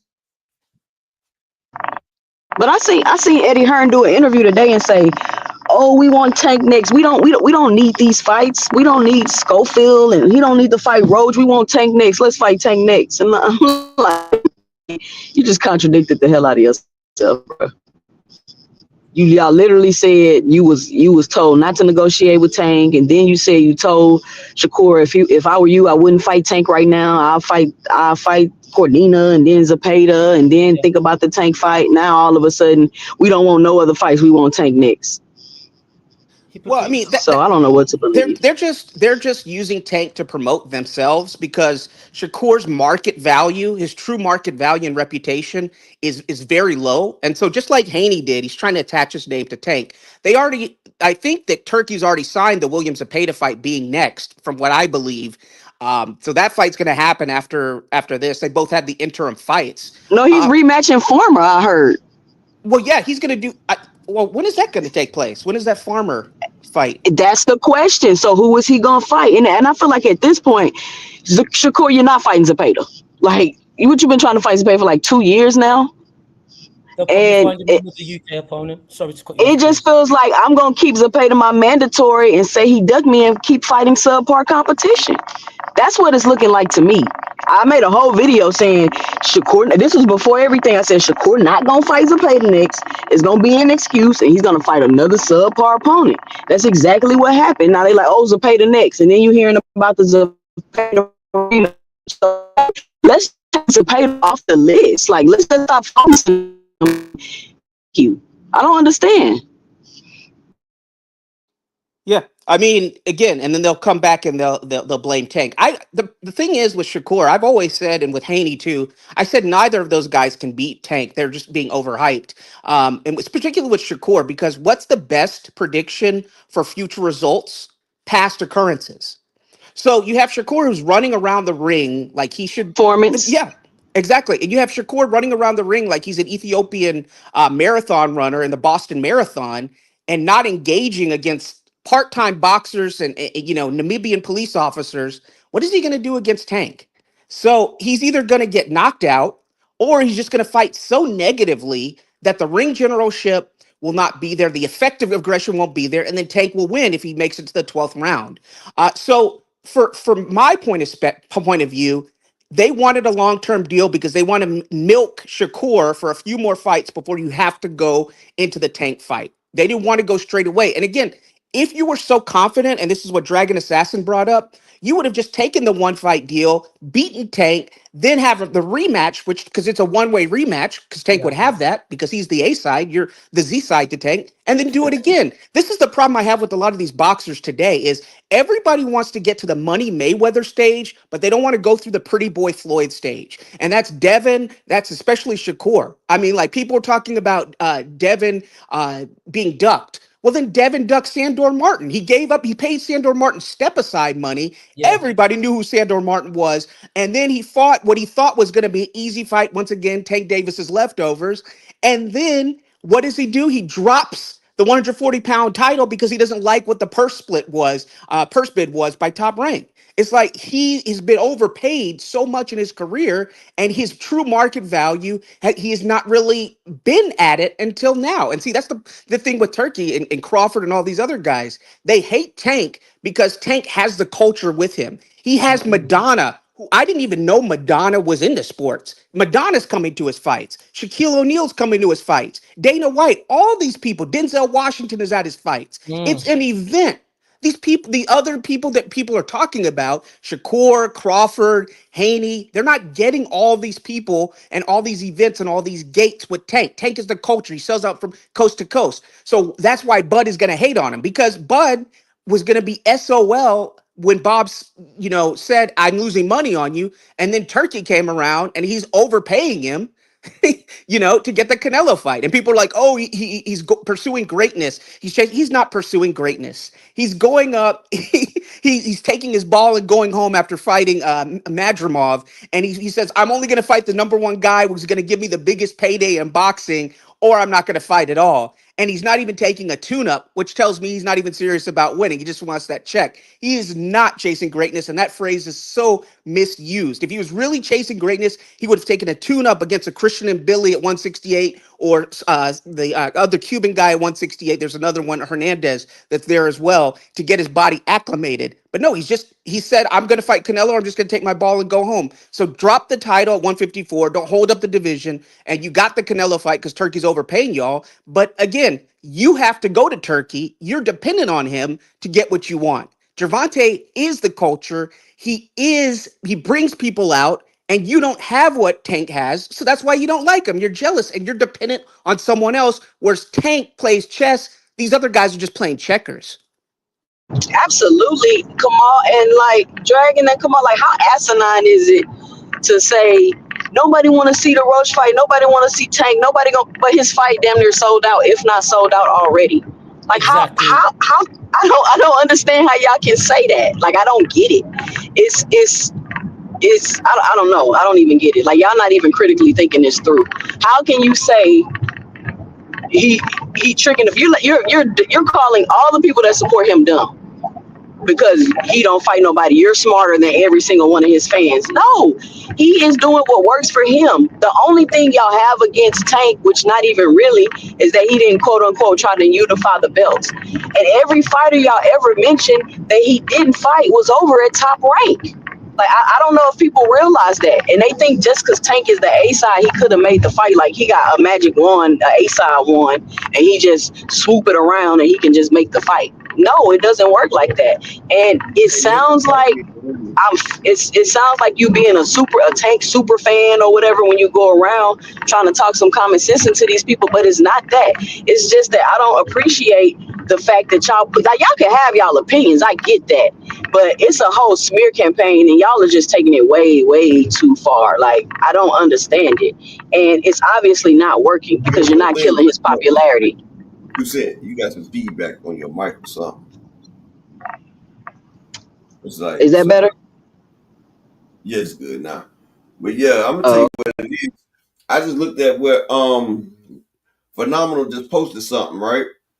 So on Dan the Man status, Shakur just sat there and did an interview and said, I know the me versus Tank will be the biggest fight of his career. So I'm just not the type of dude that's gonna take anything. So send me something so we can make it happen. See, Shakur has like I said, he's been around Bud, so he has an inflated price above himself. See, delusion. He has a delusion on how much he's actually valued at. Nigga, you're not worth what you think you're worth. Like, I don't even think you're worth more than Frank Martin, honestly. I think y'all be worth around the same. But see, he's been right there with Bud. He see what Bud got with Earl. So you know Shakur is gonna price himself out the Tank fight. I'm telling you. So Shakur, in his mind, he's seen Bud do it. So he thinks, delusions of grandeur, David. He's seen Bud do it. So in his mind, he thinks he's gonna do it. And it's not gonna work with Tank. Tank is not about to let that nigga get what he thinks he's gonna get. And you know what? More on the delusion. You just reminded me of a point. Sorry to cut you off, but this you reminded me of this. Shakur did another interview where he said, me and Tank are going to do 4 million pay-per-view buys. And I just laughed at that. He's like, because everybody knows me, everybody likes me, and everybody likes Tank. And I'm like, you are so delusional to think that. And so, like you said, this PPC and Tank, they learned from the Errol Spence debacle with Crawford, with the coin flips and all this other stuff. It's one thing to be a diva when you're in demand, like Canelo is, because of what he brings to the table. It's one thing to have demands when you have the following to justify the demands. If you're a diva without a following, you're like a rebel without a cause. And Tank is not going to do the same thing that Errol Spence does, nor should he. So somebody who's thinking that him and Tank are going to do his pay-per-view buys equal to Floyd and Conor McGregor, they're just completely lost, bro. And we've got to keep hammering that home. And he I'm gonna tell is the you. Z side to Tank. He's not even I'm gonna fighting tell in you the like this. U.S. Hold up a second. Check that out, right? Loma and Tank does more than Shakur versus Tank because that's a white versus black man. Tank and Ryan too will do more than Shakur and Tank. They're basically feasting off the same fan base. Like people that would buy a Tank Davis pay-per-view, we don't even know what they'll buy for a Shakur pay-per-view. He's never been on pay-per-view. So, nigga, you've never been on pay-per-view. So how can they calculate your pay-per-view value? And the people that will buy a Shakur pay-per-view is already buying a Tank pay-per-view. So he's not adding no value. They both really in the same market, basically. So, like, for him to think that a fight between him and Tank is such a massive deal, yes, for the hardcore boxing fans, not for the casuals. You don't make the fight that exciting for casual fans, Shakur. You don't. Keyshawn Davis fighting right now would be a bigger fight for the casuals. Yep, and I think that they think they can run that same play Bud did, but you don't perform like Bud. You're not Bud, and it's just not gonna work because, like you just named two fights that's bigger than the Shakur fight for Tank.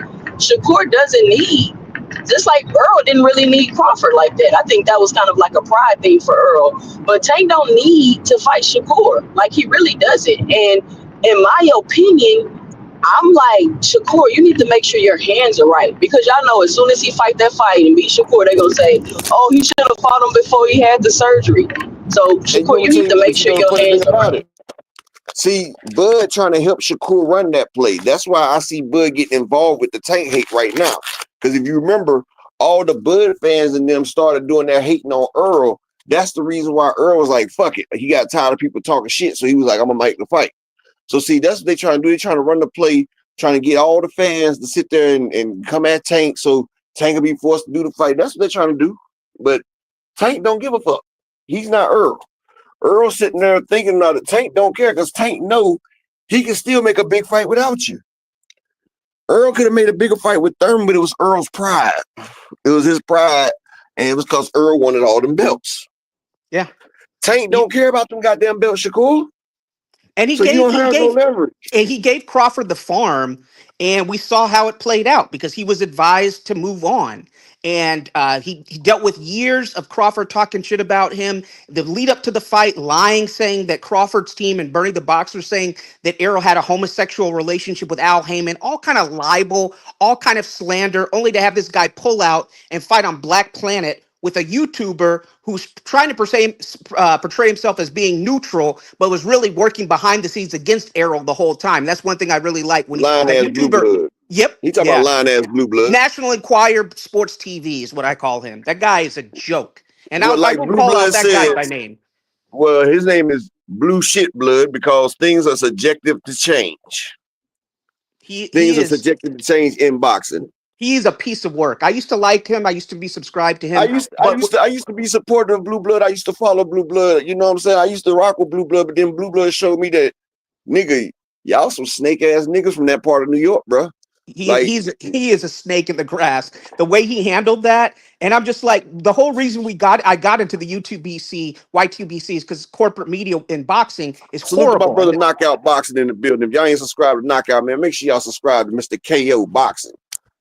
Shout out to Knockout. But yeah, Blue Blood, bro. I used to rock with Blue Blood, bro, but all that goddamn lying is enough for me, dog.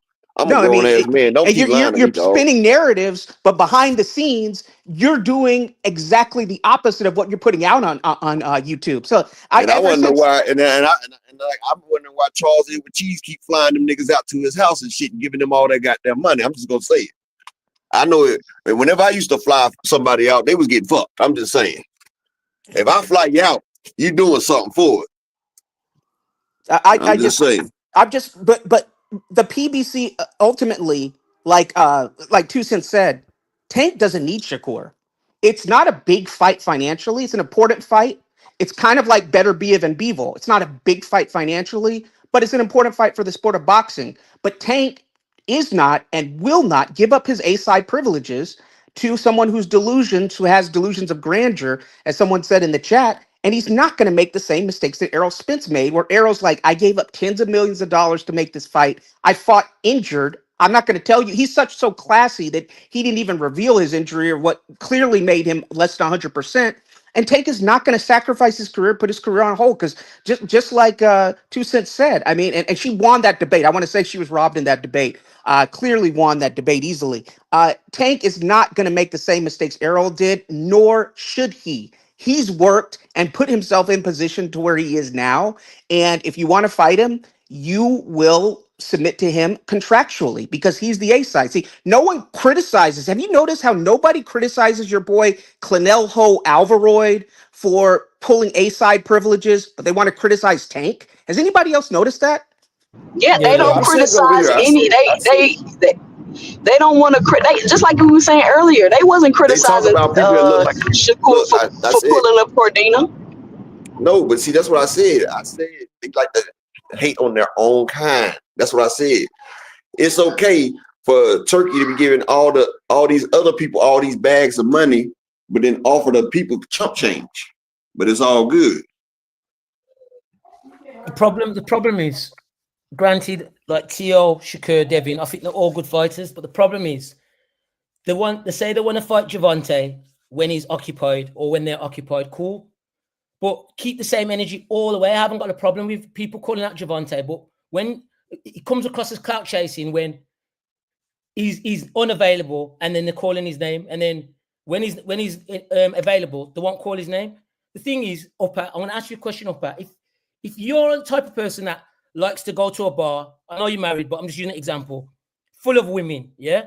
And you say, I don't want to go to that bar full of men. And then someone says, yo, let's go and make a deal in the bar full of men. How likely is that going to happen? It's not going to happen, is it?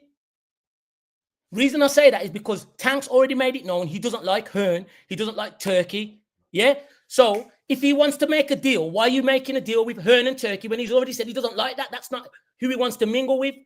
So you're already saying you don't want the fight indirectly, but you're trying to put on a facade, like say, yeah, make the fight happen, let Turkey and Hearn. Tank doesn't like them, so you honestly don't want the fight. I don't understand why Eddie keep hopping on interviews too, acting like Turkey's great. I don't know why Tank doesn't want to come over here. I don't understand. Like, Eddie, you know what's going on. So I just cut you off. Upper, I'm going to leave the chat because Knockout wants to come in on a link. So I'd rather him cook. So I'm going to go out. So peace, Kamal. Peace and 2 cents. Respect, Upper. Peace out. Peace out.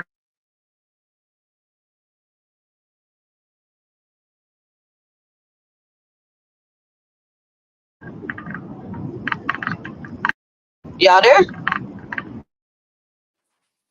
Yeah, I'm here.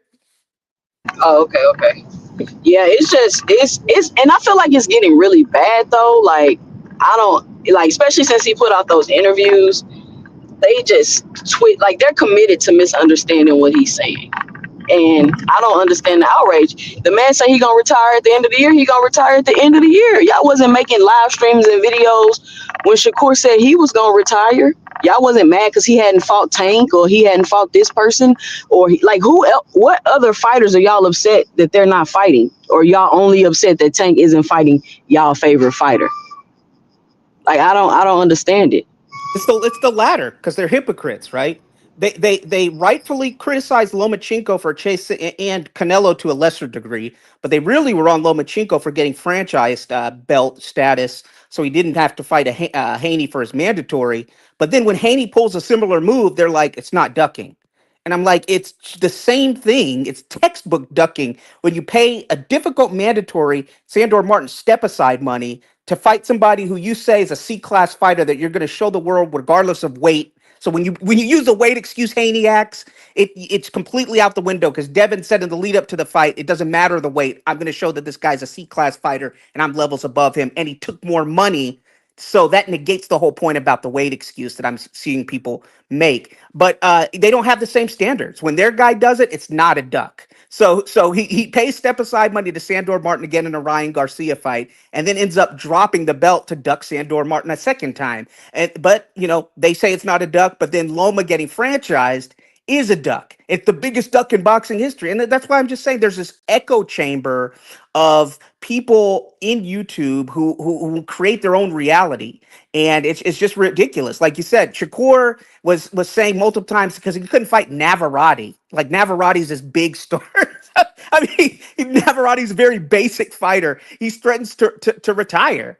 You know, and Devin does outlandish stuff, but they don't say anything. Then Tank says something, mentions it, and then they make 20 videos off of him. It's the hypocrisy, the double standards, the gaslighting, the straw man arguments in this echo chamber. It's way over the top 2 cents.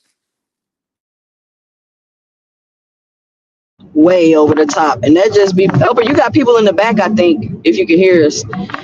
That's just my only issue with it. Like, that's cool if y'all think Tank don't fight nobody, but I mean, let's compare resume to resume. Like, really, who has Shakur fought? Like, not I'm not taking no shot at nobody. I'm just trying to make a point. Like, the other fighters haven't just fought the greatest of people either. And I feel like a lot of the people that Tank has fought, he stood the risk of being knocked out, because the narrative is like, oh, Tank don't want to fight these people because he's scared. While we can't acknowledge that if you feel he's scared, okay, cool. But most likely it's the business of boxing that's stopping these fights from being put on. Why is Tank scared to fight Devin? He just got dribbled off the canvas by Ryan Garcia. Why do you think that Tank Davis is scared to fight Shakur? He can't even keep his hands together. He hurt his hands shadow boxing. Like, why do y'all think that he's scared to fight these people? I don't understand that. And it's only 2 people y'all naming. He still has time to fight Shakur. Y'all just want the fight right this second, and y'all not getting it. And y'all see what Shakur got going on. He all the way over there in Saudi, can barely make his fights even happen. But I don't know. Once Tank fight, we get the fight, we see these numbers. I wonder what they gonna say then. They just gonna move the goalpost. Shout out to my brother KO. What up, KO? And Mic check. Mic guy, check. what's up? Mic check. Y'all hear me? Yeah, Yeah, what up, KO? What's good, 2 Cent? How you doing? I'm good. I'm good. And who else says that on here? I can't see who else on here, but what's up? Hello. Kamal and Damien and my dog Upper. What's up with y'all, man? I ain't gonna be long. I just want to continue the conversation about what y'all having about Tank Davis and the standards that he's held to and kind of what's going on. One thing I'm gonna be speaking on today later that I wanted to bring to y'all attention if y'all haven't spoke on it already, because I just got here about as soon as I spoke, that's when I got here. So if y'all have already said this and I'm repeating y'all, I apologize for that. But I feel bad for Shakur Stevenson having to fight this replacement opponent. I don't think that it's gonna do him any good. Like, he can only get exposed if he don't look good, and if he do look good, bro, you fighting a dude named Padley, bro. Pad work, you know what I'm saying? Heavy. Well, you know one thing about it though, KO. I think this could be actually a decent fight for him, because this is the same Padley that exposed Mark Chamberlain. Yeah. So I Padley, know that, but if you who Shakur says that he is, bro, then this is food. You know what I mean? But that wasn't even the main point I was trying to make. Basically, I was saying all that to say I just find it funny that Shakur Stevenson gets ducked and Kid Austin pulls out. I won't even say he ducked, because he probably got a legitimate issue, but he has to have his fight canceled because of unforeseen circumstances, and people are very understanding of that. People are cool with the Padley. They're happy that he's being active. And but they mad about the roach though. Yeah, but that's what I was getting to, bro. Is like just the difference in, okay, he's still staying active, he doing this, he doing that, no problem, bro. But when it's Tank and Loma ducks him, people have a completely different energy, and I think that just points to what y'all were talking about when y'all were speaking. So I just, bro, and people like myself, 2 Cents makes a lot of content that where she's very logical and she breaks the shit down factually too. Kamal, when he hit the link, he speaks a lot of facts. But people that typically be on that side of the argument where we kind of have similar views, we're called like glazers or Tank fanboys or Tank fangirls and things of that nature. When in reality, bro, it's a legitimate push and a legitimate narrative to just be anti-Tank, to try to get him and what I believe Al Heyman and PBC to bend to the whim of Turkey Al-Sheikh and Riyadh season like the rest of these. Because if you like, the amount of misinformation that's allowed to be disseminated about this young man is crazy. Like I've watched Keyshawn Davis now, and I've watched Bud Crawford, and the crazy thing is they all say the same shit, right? Like I listened to a Bud Crawford interview. He'll bring It's a up concerted effort, bro. Yeah, it's a concerted effort. Yeah, facts. He'll bring up Pedraza as the only champion that Tank ever fought. Then I'll listen to Keyshawn Davis say the same thing, and then I sit back and I watch the interviewer just let them continue to talk and let them continue to say that shit.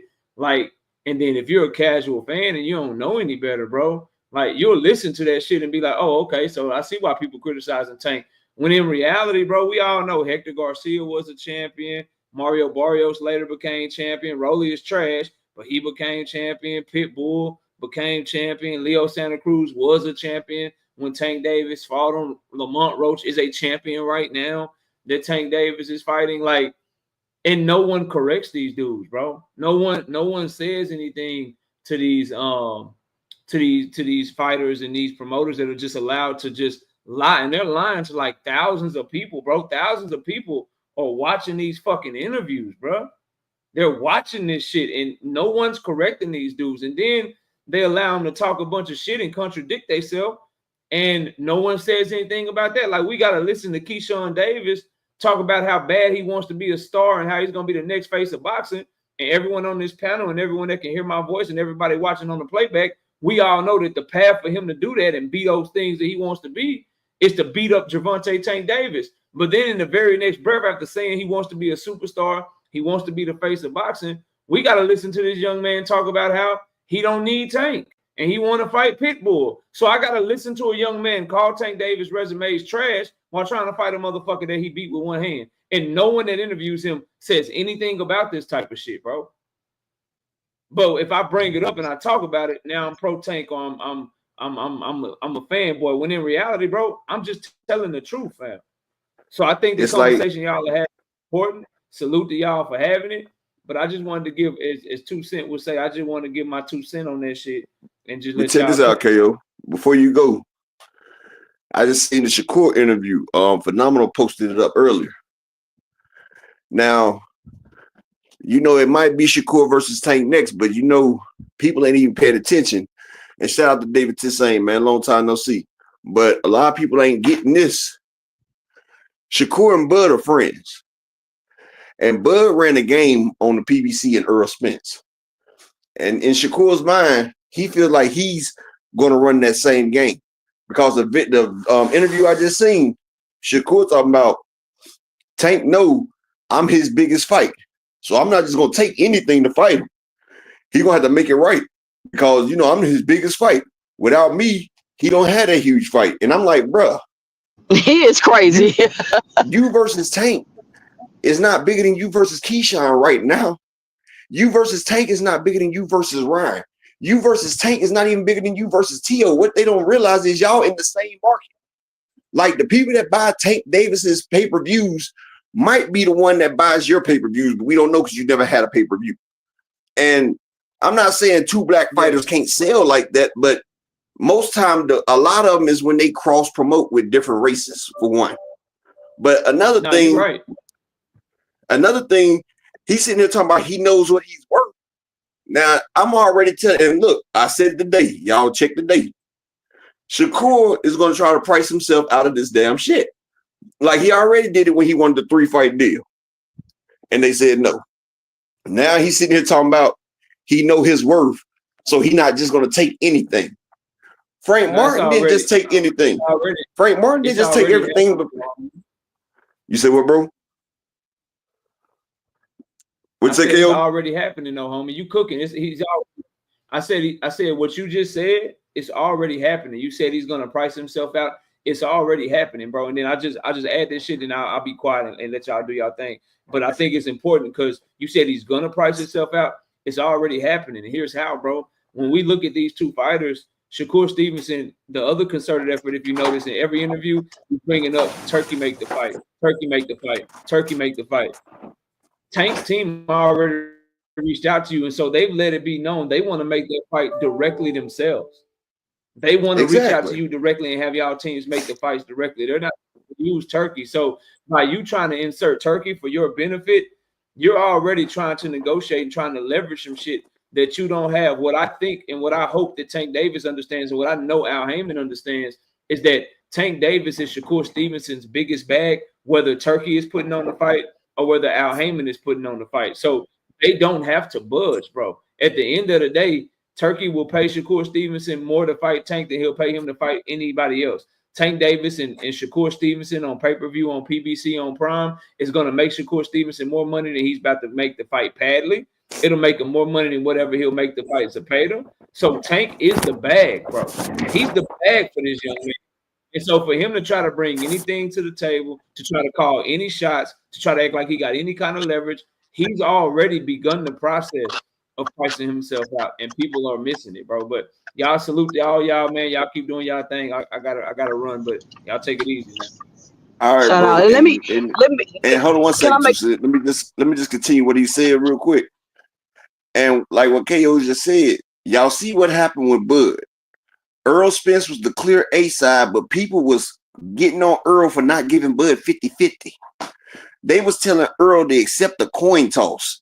Bud has never had a successful pay-per-view before Earl Spence, and they wanted Earl to acquiesce to everything that Bud wanted just so people can see the damn fight. Now, is that right for Tank to put in everything that he put in? Shakur hasn't even sold a pay-per-view. Motherfuckers is walking out in his hometown, walking out of the fight. Like, nigga, they putting you on fights on Thursday. Nigga, you're not even a headliner no more. You're not even headlining your own cards no more. But you think that you about to make Tank go over to Turkey when he said he's not got to go over there? He's already the A side. This is what they don't understand. Yes, Shakur and Tank would be a nice fight. People would buy it. It would sell on Amazon Prime. But Shakur, if you trying to put Turkey in there, Tank doesn't need to do that, because just like he doesn't have to fight you, he could pull up somebody else to fight. Hell, Tank versus Zepeda would do more than Tank versus Shakur. Like, he could fight Ryan again. Like, Shakur, don't miss out on your biggest bag trying to be like Bud and think you're going to finesse the game like Earl did. That's all I'm saying right there. If he tries to finesse the game like Bud did Earl, it's going to go down bad and we're not going to get the fight. Because Tank is not about to let them leverage him. He already said it. Point blank, period. Go ahead, Susan. And salute to my brother Sawad Jones in the building.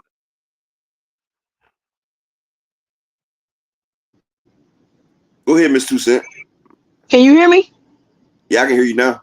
Okay, and this another thing I want to point out that's happening right in front of our eyes, that I mentioned, was that Turkey was going to inflate fighters' purses.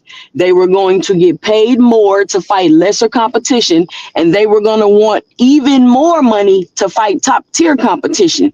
And as you can see, that's exactly what's happening. He's allegedly paying Canelo 75 to 100 million a fight to fight who? Now, I'm not sure how true that is, but I'm just saying. And then now you have Shakur Stevenson, who you allegedly paying $5 to $7 million to fight Schofield, and now Padley, since Schofield dropped out the fight. And now he's saying, oh, I want to fight Tank, but I only want to fight him if Turkey involved. Like, why? So now all of these fighters going over there fighting lesser competition for more money. That people want to see him fight Tank. Now he don't want to fight Tank because he's going to want some exorbitant amount of money because his value has been inflated fooling with Turkey. So we can't say it's going to be Tank's fault if we don't get the fight. It's not going to be Tank's fault if we don't get the fight. But he has the platform. But they he has everything he needs for the fight to be made. And like you just mentioned about Shakur, he's going backwards. He went from main event to Thursday night to quadruple co-main event. Exactly. Like it's crazy. But see, I already see how it's going because it's the same shit with Bud. And you know, Bud wanted to get with a private investor and all that shit right there. But okay, Shakur, you getting, you know, Turkey knows, you know, you signed to Eddie Hearns. But Turkey is trying to get in the business of Tank. Turkey's not stupid. This is what people don't understand. Turkey is not stupid. He wants to make Tank bend to his will. So he knows that Tank wants to fight Shakur. So he says, check this out. If I get Tank to fight Shakur, I'm going to get it on my platform. And I'm going to use Shakur. Shakur is a pawn. Shakur don't even realize that he's a fucking pawn in this whole goddamn scheme. And the reason why Turkey is paying him this fight right here is because he's sweetening up the pot. Remember at first when he signed to Eddie Hearn said we're not doing a Tank fight on this deal. But now Eddie say, fuck it, we need to make the Tank fight, but I'm not going to be involved in it. So see, Turkey already told Eddie, we're going to get Shakur, we're going to get Tank over here. And like I said, if I don't get the fight, so fucking what? I'd rather not get the fight and Tank not go over the damn Turkey all that shit. And he stand on his principles. I could take that. You feel what I'm saying? I could take him not going over there to fight, honestly. Because I was mad when Earl sat there and gave up his shit for Bud. I would have rather him go ahead and fight Keith Thurman. When Bud dropped out that fight, when he called him out after the Ugas fight, I was like, Earl, fuck that nigga. Fuck that nigga. Yep. And I bet Earl wish he would have said fuck that nigga because he called your ass out after you got in another car accident. After you had been there too long, they had told Earl, go ahead and move up. I would have met Bud at 154. I would have been like, look, you want to fight me? Come on up here, buddy. But, you know, And Earl stood on he really business. killed the interest. He really killed the interest in that fight when he ran off the fight Avanesian. Yeah, the fight, man, Allen Iverson had the fit and everything because everybody thought it was going to be that year. Everybody was ready for the fight. And when we didn't get the fight, that shit lost about 50% of the interest that was in the fight, dog. Like 50%. It really lost my interest for real. Like the only reason I still paid for the fight was because of Earl, because I was about to scream and shit, because I was pissed off. I was like, fuck Bud. But you know, I said I ain't gonna do Earl like that. But yeah, like that shit crazy as hell. But it is what it is, man. Boxing, people forget what it's called, the business of boxing. You feel what I'm saying? It's a business. And I can't get mad at another motherfucker for they hustle and they trying to get the money. I mean, Bud had a good hustle. And you know what I'm saying? If I was Bud and I got the money, I would be happy too. So, you know, Bud had a better hustle game than Earl. He talked that man, them late night phone calls with Bud on the phone with Earl. He did what he had to do. He sweet talked the motherfucker. Sometimes you got to finesse a nigga. You know, Bud come from the streets. Sometimes you can finesse a nigga. A nigga green, you can finesse him up out that bag. And you know, niggas get finessed out the bag all the time. You feel what I'm saying? But Tank from the streets, Shakur, where you act like you from, you're not about to finesse Tank out of shit. Tank ain't about to get finessed. And Bud already did the play. So if you think you about to come around and hit a damn motherfucking hat trick on PBC, you can cancel that. They either go with Keyshawn or they'll go with motherfucking Zapata or somebody else. But Shakur, I seen that interview, you talking about you know your worth and all this shit right there. The most I give you is 25%. I give you 25%. If you don't want that shit, fuck off.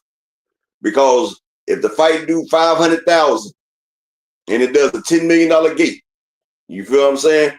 500,000, that's motherfucking 40 million, 50 million right there, all together with the $10 million gate. That's 50 million right there.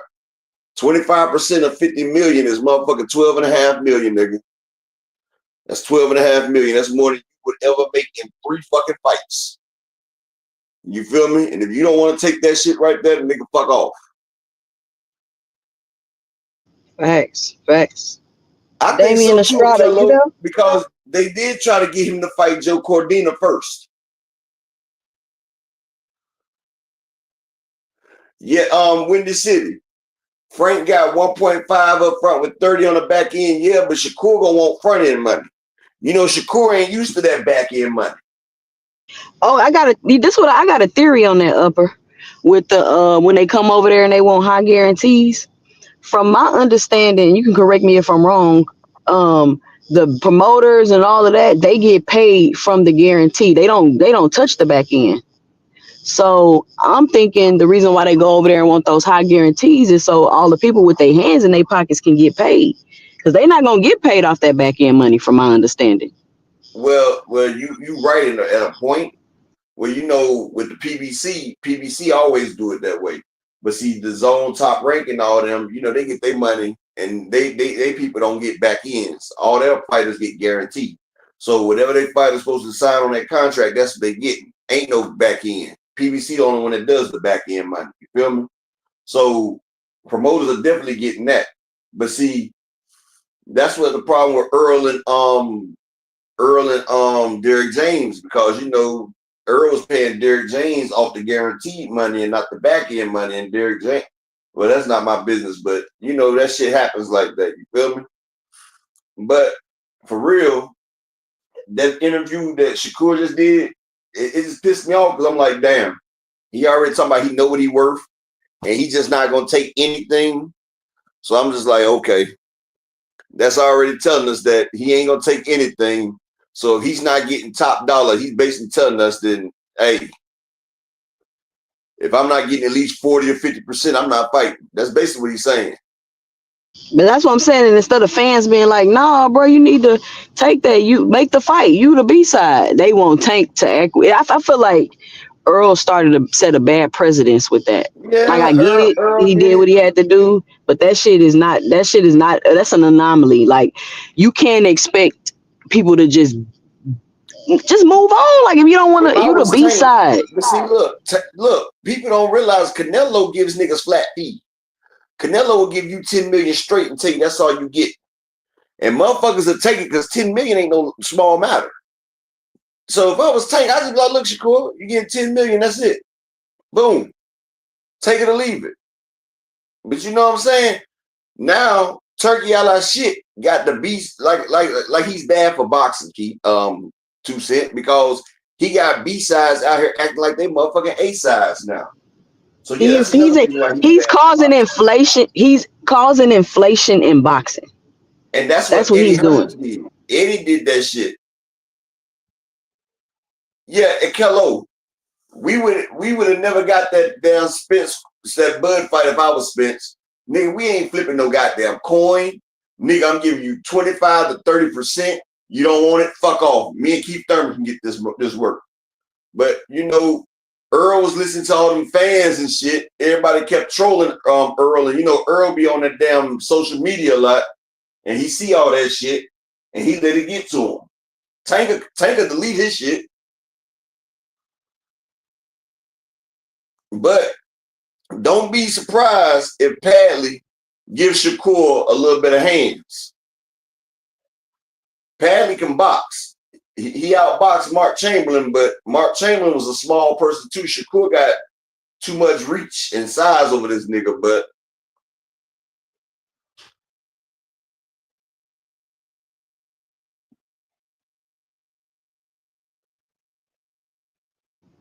I mean, and I don't think people even realize, like, Shakur Stevenson is fighting Saturday. Y'all up here doing live streams on Tank, 2 interviews he did. Tank ain't about to fight this weekend. Shakur is. And I think it's great Shakur Tank dropped them interviews during Shakur fight week. exactly. And his gloves off. But hell, it wasn't really Shakur fight week because he ain't even the co-main or the main. The co-main is damn Joseph Parker versus your boy. Who's Joseph Parker fighting? Du Bois? Daniel Dubois. Dubois. What I say, Du Bois? Dubois. Yeah, Du Bois. That's the way it's spelled, Du Bois. So But we'll shit. see, man. I But really my wanted man to see Shakur fight this style, with the pressure, yeah, I the did want to power see punching. Shakur. I did want to see Shakur come get a dominant front foot forward fighter, but you know what I'm saying? I got J Box and I got Dubois stopping Parker. I got him stopping Parker worse than Joe Joyce did. But anything else you got to say, 2 Cent? Y'all make sure y'all subscribe to 2 Cent Boxing too, man. But I was I just coming up here appreciate to kick everybody it, for chit coming chat. through. Y'all make sure y'all go subscribe to my nigga. Hey, Jamaican Challenge, go on, brethren. Peace and blessings. Y'all make sure y'all subscribe to 2 Cent Boxing. Somebody say they ain't talk yet, but they nobody on the panel. Damian Estrada, you ain't up here. Where he at? I don't know. He wrote in the back. He kept leaving. I don't know. All right, thanks for letting me come up and chit chat with y'all today. I appreciate it. Damien, I had you. Hold on. Here you go right here. Damien, you been up here the whole time, bro. We've been waiting on you to talk.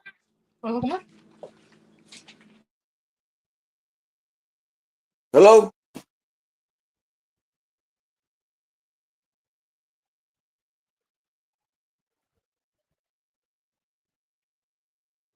All right, nigga, you ain't saying shit, dog. All right, 2 Cent, man. Peace and blessings, 2 Cent, man. This nigga ain't even saying shit.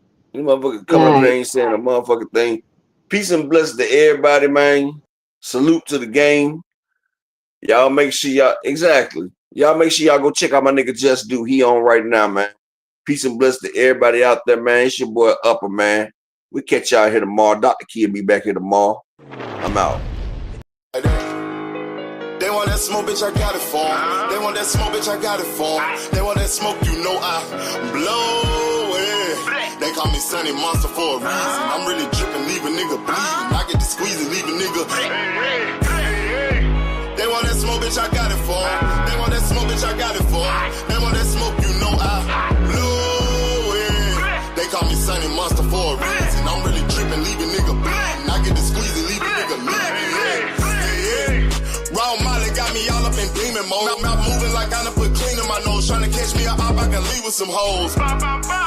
He standing straight up, watch I make him lean with this pole. Would've thought he was closed, how that heat made him fold. Thought it was a game, he won't think no more. His brain's gone, nigga.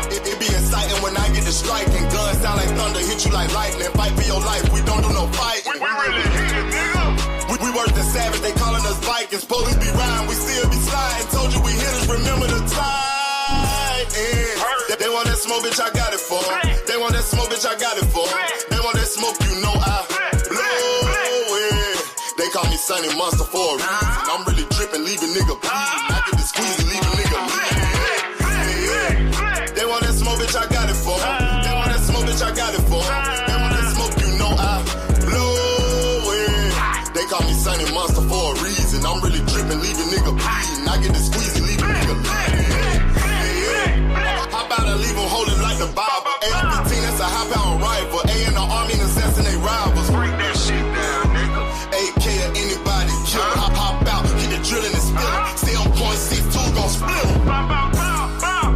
FN, that's for any fuck nigga. You a plug, then I'm pulling up, nigga. You my lunch, eat these bullets for dinner. 5.0, eat 'em up, eat 'em up. SK, smoke killer for show. Drum rounds and cripple ops, Draco. I got them all, you don't want no.